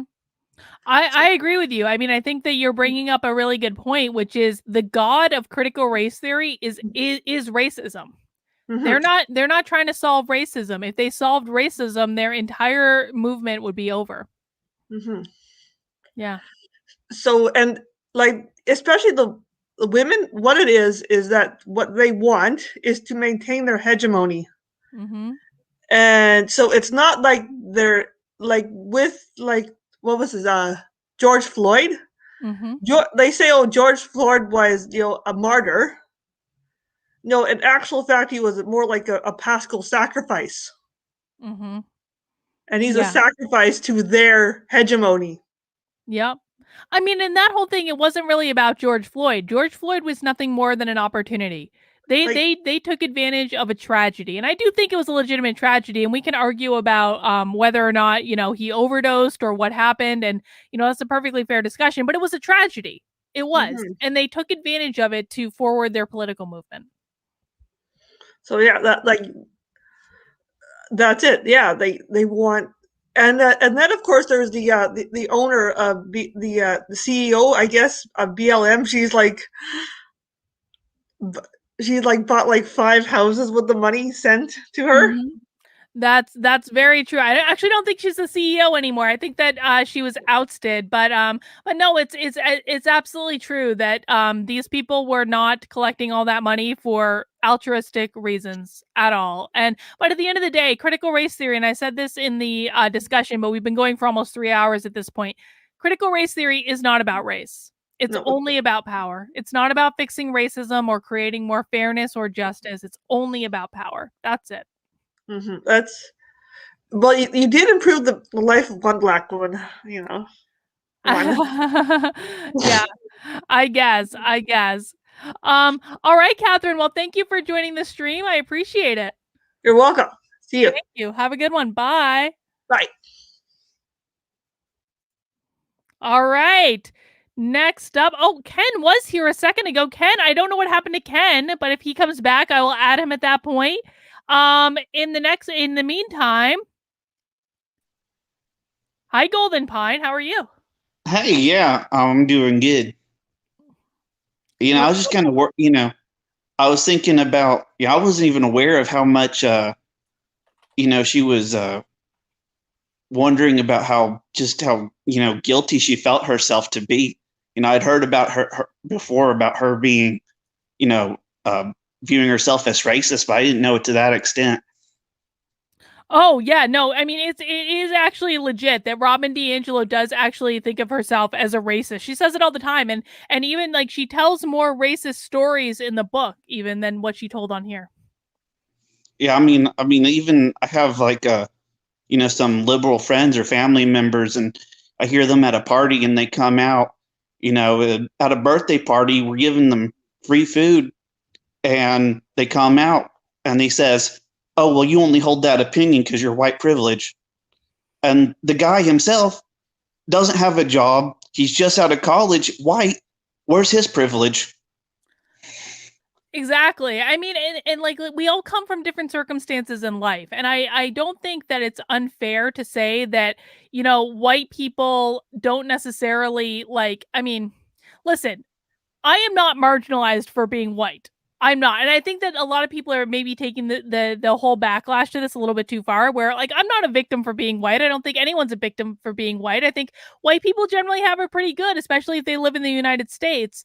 But yeah, at the the same privilege time, of living in America. Yeah, that's the privilege that we have. We live in America. We live in the greatest, freest country in the world, and we can do whatever we want with our lives as long as we want to work for it. Yeah, I try to be nice, and I try to, talk about, there's other things than white privilege, and white privilege is usually just used as a placeholder for majority privilege sometimes. Yeah, I think that that's very true. I do. All right. Anything else, Golden Pine? All right. Well, thank you for joining me today. I appreciate it. Mm-hmm. All right. Guys, if you want to join the chat, if you want to do a call-in, I've got a couple more people in line, but if you want to do a call-in, I've pinned the link to join to the top of both my main YouTube channel and to Actively Unwoke. I am probably going to move this happy hour on to Actively Unwoke at some point in the future, not just yet, so you don't have to worry just yet, but if you want to join for a call-in, that's how you do it. All right, next up, we have Paxton. Hello, Paxton. Hi, Carlin. Yeah, I wanted to make a couple of points. If America is such a racist country, why does Vice President Harris have to go down there and tell the Guatemalans, do not come? Do not come. Okay. And another point that I wanted to make is when George Floyd was killed, in quotes, they elevated him to sainthood. And I think that is very wrong. That was a very wrong thing to do, because this guy had a rap sheet longer than my arm. And at one point, he robbed a woman who was pregnant and went in with his buddies and put a gun against the pregnant woman's stomach. Now, why would you want to elevate someone like that to a saint of your race? Yeah, And then the third point, I agree yeah, with you on that point. Definitely. Go ahead. yeah, and the third point is during the happy hour, it was mentioned that they are wanting to change the critical race theory nomination. And because basically people are catching on to it and the jig is up. So I'm just wondering what is rolling around out there that they're going to change critical race theory to. So what I've seen is there is something called culturally responsive learning that I think is going to be another moniker for critical race theory. But really, anything that involves judging people by their skin color and making assumptions about entire populations based on their skin color is probably going to come under critical race theory. We need to be paying attention to words like power, equity, social justice. When those words are coming up, it's critical race theory. Mm-hmm. Well, thanks for having me on, Carlin. Well, thank you for joining, Paxton. I agree. I appreciate it. We'll see you soon. Thank you. Bye. All right. Let's see. Next up, we have Ella Rooney. Hi, Ella Rooney. Hi, how are you? Good. How are you doing? I'm concerned, so I want to run some by you. Brr.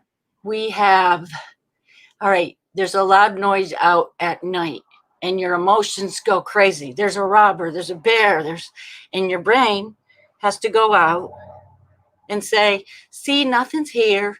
And then the emotional center is calmed down. Or there is a bear and you take care of it. Yes. We hope there's not a bear, though. We do, but I'm in Arkansas, so there could be a bear. But so you have this 7.8 billion people, and some are emotional and some have a brain.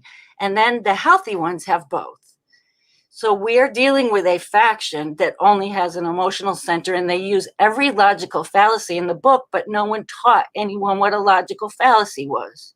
Mm-hmm. So I am grateful for, because you have the education and the knowledge and the experience to how do we not push them, but how do we create a place where people can start learning and experience? Because I do have a hatred. I hate haughty people, and I grew up with them from Massachusetts, and now I'm in Arkansas, and it's just a real loving place. And when they start talking about racism from up there, I just go crazy. But enough. What do you think of how do we put together this thing to help people come together? Well, I mean, I think it's difficult because a lot of people normally oh, hang on. I'm gonna just mute your sound real quick because I'm getting some feedback. But normally, when we teach people these things, we teach it to them from an early age, and so we basically have an entire generation now that's been screwed out of being taught how to critically think. And so it is going to be a process to try to bring this back. And to be quite frank, I actually don't know if it's possible with the current generation. I really don't. And I don't mean to be a Debbie Downer, but so much time has been lost and they've been taught so much on the other way that the only thing that we can do now is try to move forward and reform our educational system so that we're making sure that people who are in the educational system now are being taught how to think and not what to think. But we're in a heap of trouble. I'm not going to lie. There is no one doing this. This has been the result of 40 years of a concerted effort to implement this system. There was a reason that they're doing this, and we can't go back and just snap our fingers and change things.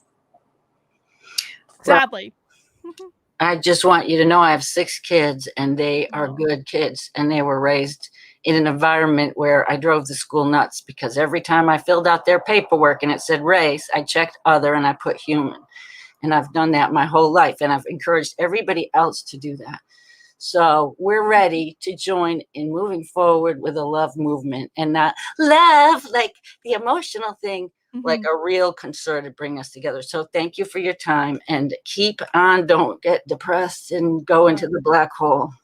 Well, thank you, Ella Rooney. I very much appreciate it. All right. Thank you for joining. All right. I still want to challenge Corey Scott in the chat, who's running his mouth in my chat. Corey, call in. Let's have a conversation. It's pinned to the top of the chat you're in, my friend. All right. Next up, we have Daniel. Hi, Daniel. Hello, Carlin. Can you hear me?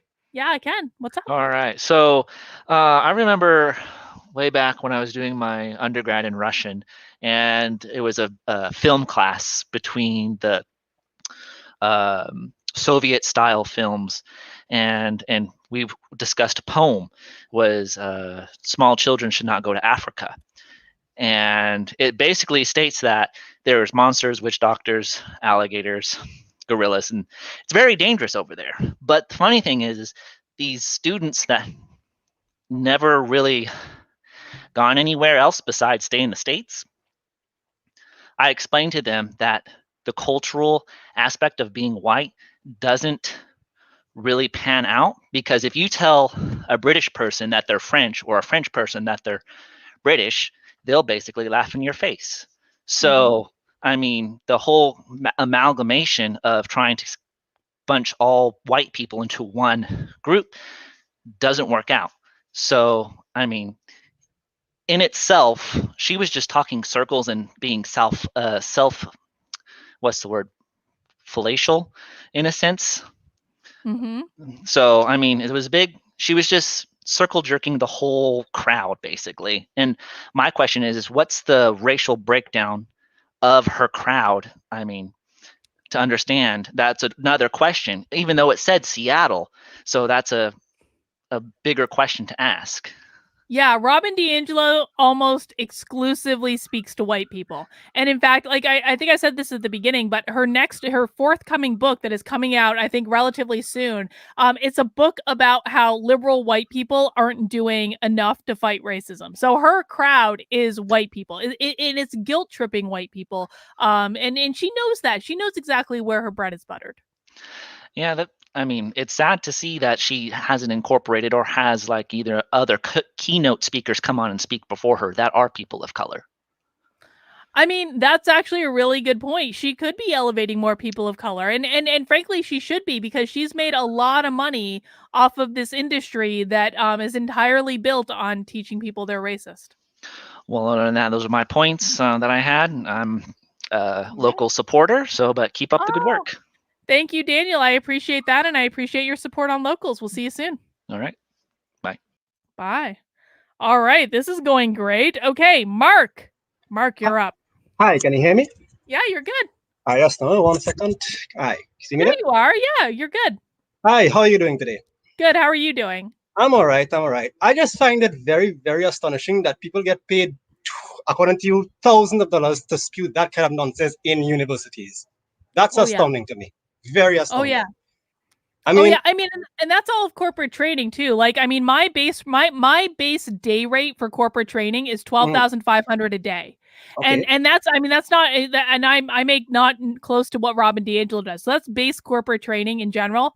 So they make a lot of money. Yeah. And okay, well, I'm not from the States. I am from Trinidad and Tobago. Okay. But why I say that is that I really, really love what you guys do, as in fighting this critical race theory stuff. Thank you. Seriously, you guys need to keep up on that. Keep fighting that, because it's not a nice thing at all. Well, I appreciate it. I'm going to keep it up. And I love the Caribbean. The Caribbean is one of my favorite places. I'm so dying to come back to the Caribbean. I cannot wait. Oh, yeah. I love my husband and I love cruises. So we love going down to the Caribbean and going to all the different places. And, you know, we always have a great time. And so I cannot wait to be back in your neck of the woods at some point, hopefully very soon. Well, at the moment, I'm not sure that's possible. But right now, we're on lockdowns galore. Oh, how is life there, just in general? Well, right now we're on from between 9 p.m. to 5 a.m. We're on a curfew. Really? Yeah. Really? Just imagine every Democrat state, but for the whole country.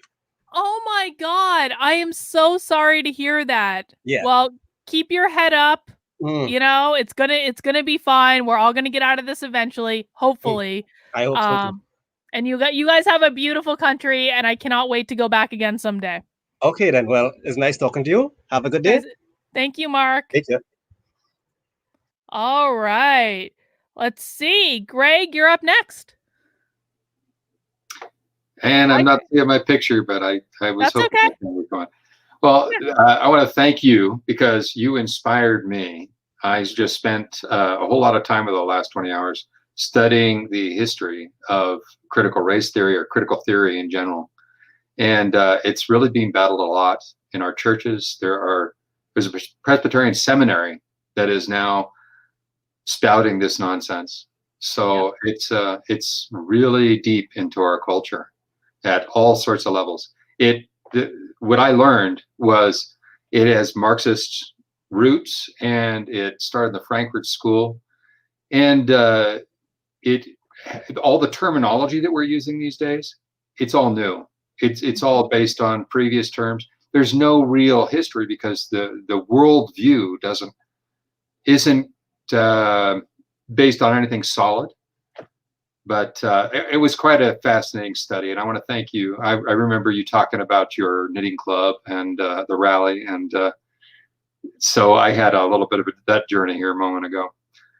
Well, I appreciate that, Greg, and you're absolutely right, and you bring up a good point that it is in the churches. It is 100% in the church. The Catholic Church is probably the worst, but there are different denominations where it's into more or lesser degrees, and what people need to really know and understand that everything that we just watched is in every major institution in our society. It is in almost every major business. It is in churches. It is in the military. It is in the government. It is in the education system. It is K through 12 education. It's in higher education. It is in every major institution. And this is not a joke. And we can laugh and mock these trainings all we want, but this is real, and people have got to start taking this really seriously. Absolutely. Thank you. Well, thank you, Greg. I appreciate you stopping by. All right, folks. Well, it looks like we have 3 more call-ins for right now, and then I'll be able to call it a day and go start my weekend. Right now, we have TPS. Hi, TPS. Hey, so I was writing a comment in the chat, so I'm just going to say it really quick. The Woking Dead stole the phrase social justice from the Catholic Church. Really? The Catholic understanding of social justice is totally different. So if you see that in church documents, they stole that from us. So there is probably some woke priests out there and some woke churches, but it's not as widespread as you think, because when you see that in our documents, it means something else. Okay, listen, I'm gonna ask, because I see Sarah Nicholas in the chat, and best Catholic I know. She loves Catholicism more than anyone else I know, so she's gonna come on and have call in in a second. But I'm gonna question this because let's just be honest, the Pope is pretty woke. The Pope's pretty woke. The Pope is pretty woke. But he comes from South America, and they have a history of what's called liberation theology, which is like the wokeness of Catholicism from the 70s. But I just had a quick comment. I just wanted to say the difference between a racist and a non-racist is that if I saw something unfamiliar in the park, I would quash that, and I would be like, I feel slightly uncomfortable, but I'm not going to be like, oh, I'm so glad I don't have to talk to them. Like, my reaction would be to like force myself to smile and say hi. And honestly, it's not actually that, like, it's not difficult for me down here in Texas, because I grew up in Oregon, which is kind of like, Southern Oregon was the Klan capital of the country in the 70s. And it was mostly white. And now that I'm down here in Texas, like, seeing people that are different doesn't bother me at all. I'm just like, hey, how's it going? So I just don't get her. Like, I think people in the South might even be better at this and Robin DiAngelo going, it's about white people overtaking the conversation. I was like, oh my God, woman, you have no self-reflection at all. Like, what? And I'm so glad that I'm here in Texas, because 6 months ago, my baby girl was told, I can't be friends with you because you're white and white people are racist. My 6-year-old was told this by her best friend, who she never told me was Black.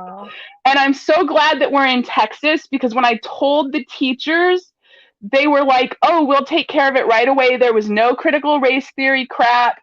And I asked my baby, like, just a few weeks ago before school ended, is he still your best friend? And she goes, oh yeah, he's still my best friend.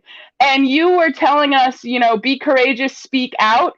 So I went to the diversity hearing for the school board and I told them that story. And I was like, there's no way in hell. I mean, I said it politer than that, but I was like, the new seeing a race as bad has just come back around and it's whiteness this time. And I was like, segregating my kids by race, stereotyping by race is unacceptable, and you better let me see every single curriculum, and you better not do this to my kids. And I got like, it was a really diverse audience, and even the people who were obviously lefty like gave me a huge round of applause. So even people who lean left know that this is bullshit if you approach it in the correct way. And what the left does is they use stories. So instead of coming at them with facts, which are true, but only a small part of them is going to be convinced by facts, we need to start telling stories. And that's how we're going to win. I completely agree with you. And I think that, I think that this is an example of like people have got to start fighting back. And what I want people to know too is there are a lot of people on the left that are not comfortable with this, but they're more uncomfortable being perceived as a Republican or being on the political right than they are speaking out against it. So I don't want people to think that the left is all their enemy, because they're not. I think a lot of people on the left see what's going on and they're uncomfortable with it, but they don't feel comfortable speaking up. So maybe we can start forming alliances based on those lines, even if you don't agree with anything else that they believe in. Yeah, and after I reflected longer, because I was woke, I was the Woking Dead just like 6 months ago until the New York Times published their tweet that said Biden was never a predator except when he was a predator. And I was like, I'm done. I'm not woke anymore. I'm done.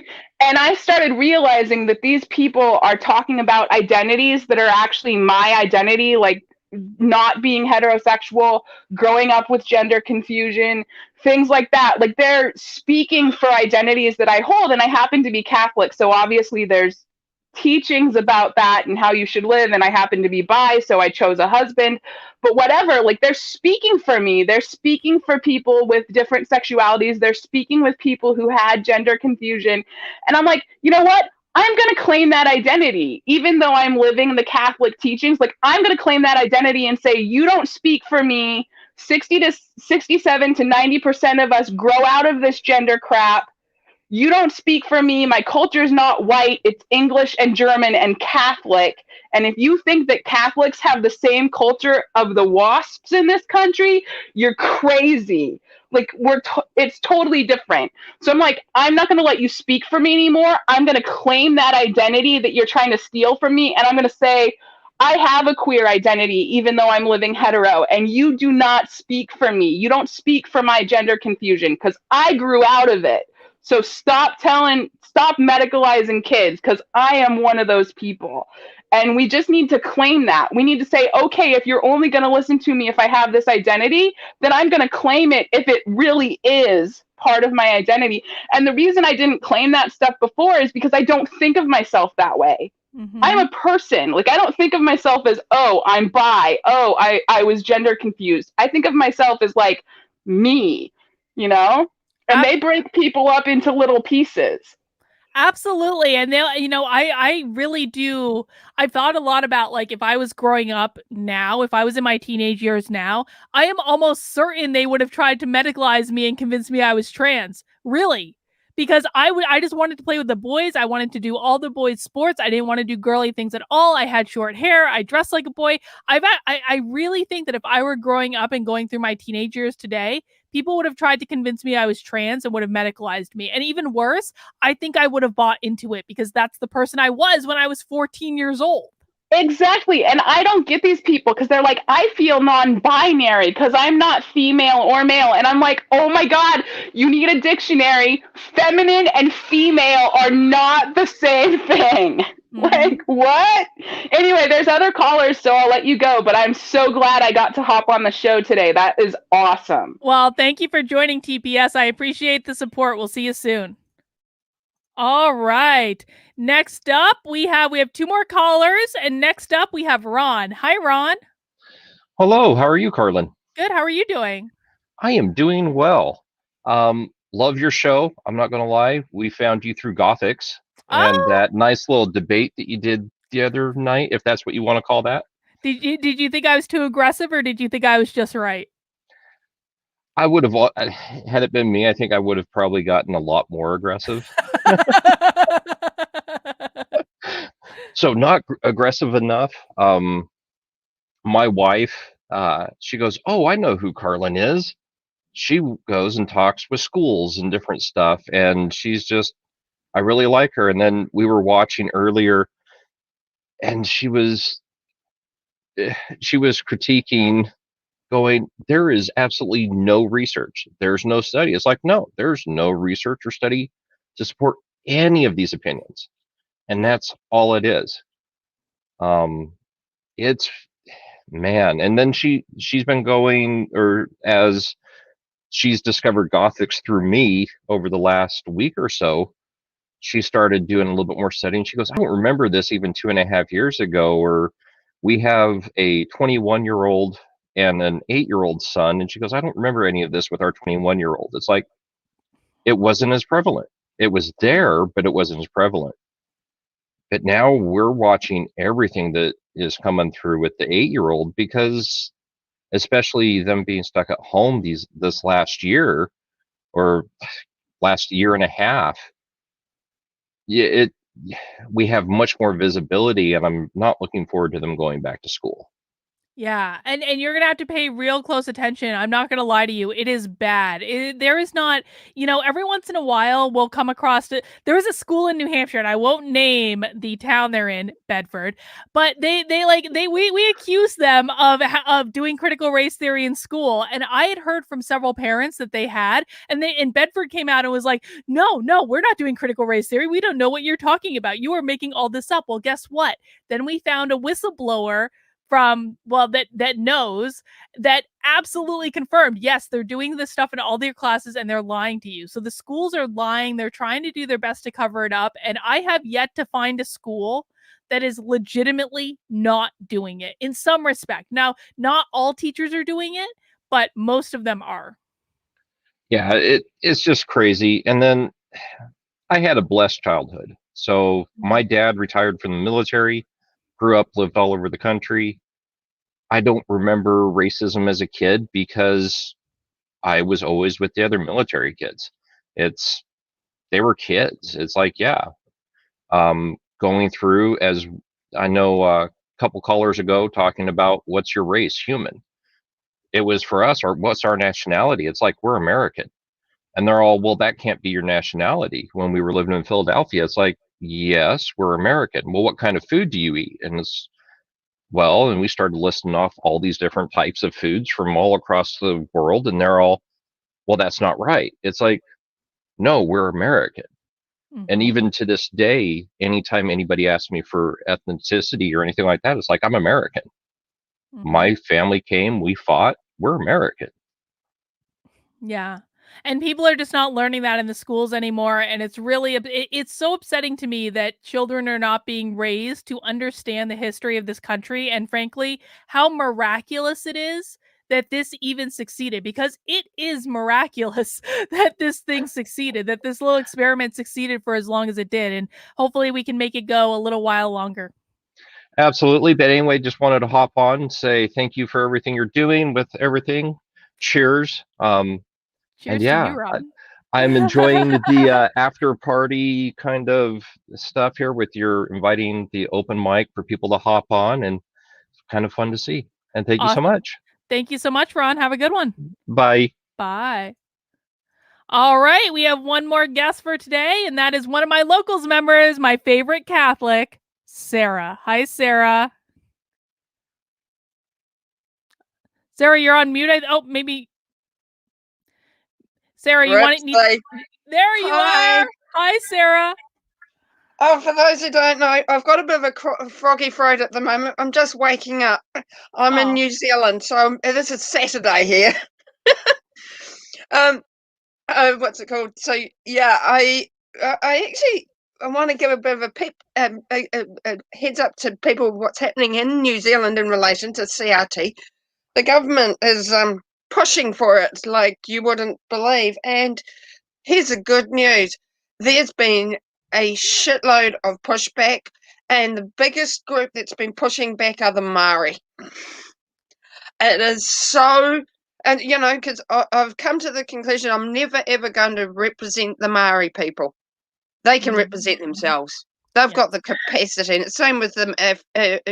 Black Americans and everybody. We individually we represent who we are and our family and our friends. And so I just, as I say, don't give up, because that's the last thing we ever want to do. This is for our nieces and nephews and grandkids and children. So yeah, it's all good. Absolutely. Well, Sarah, thank you for joining me from all the way from New Zealand. I appreciate that, and I love and adore you, and that's true. Yeah. All right. Well, guys, that's all the call-ins we have for today. TPS and one final super chat. Medicalization, normal child development of gender confirmation. Children is surgical convenience therapy, I think. Yep, that's absolutely correct. All right, guys. Well, if you enjoyed Happy Hour today, again, I do hope you will join me in my locals. You can join as a free member. You can join for $5 a month. You can join as an annual member for $50 a year, and you get 2 months for free. Locals is the best, most sane place on the internet. And if you don't do that, I will be back here on Friday, next Friday at 3 p.m. and we will do another happy hour. All right, guys, I hope you have a great weekend. We'll see you soon.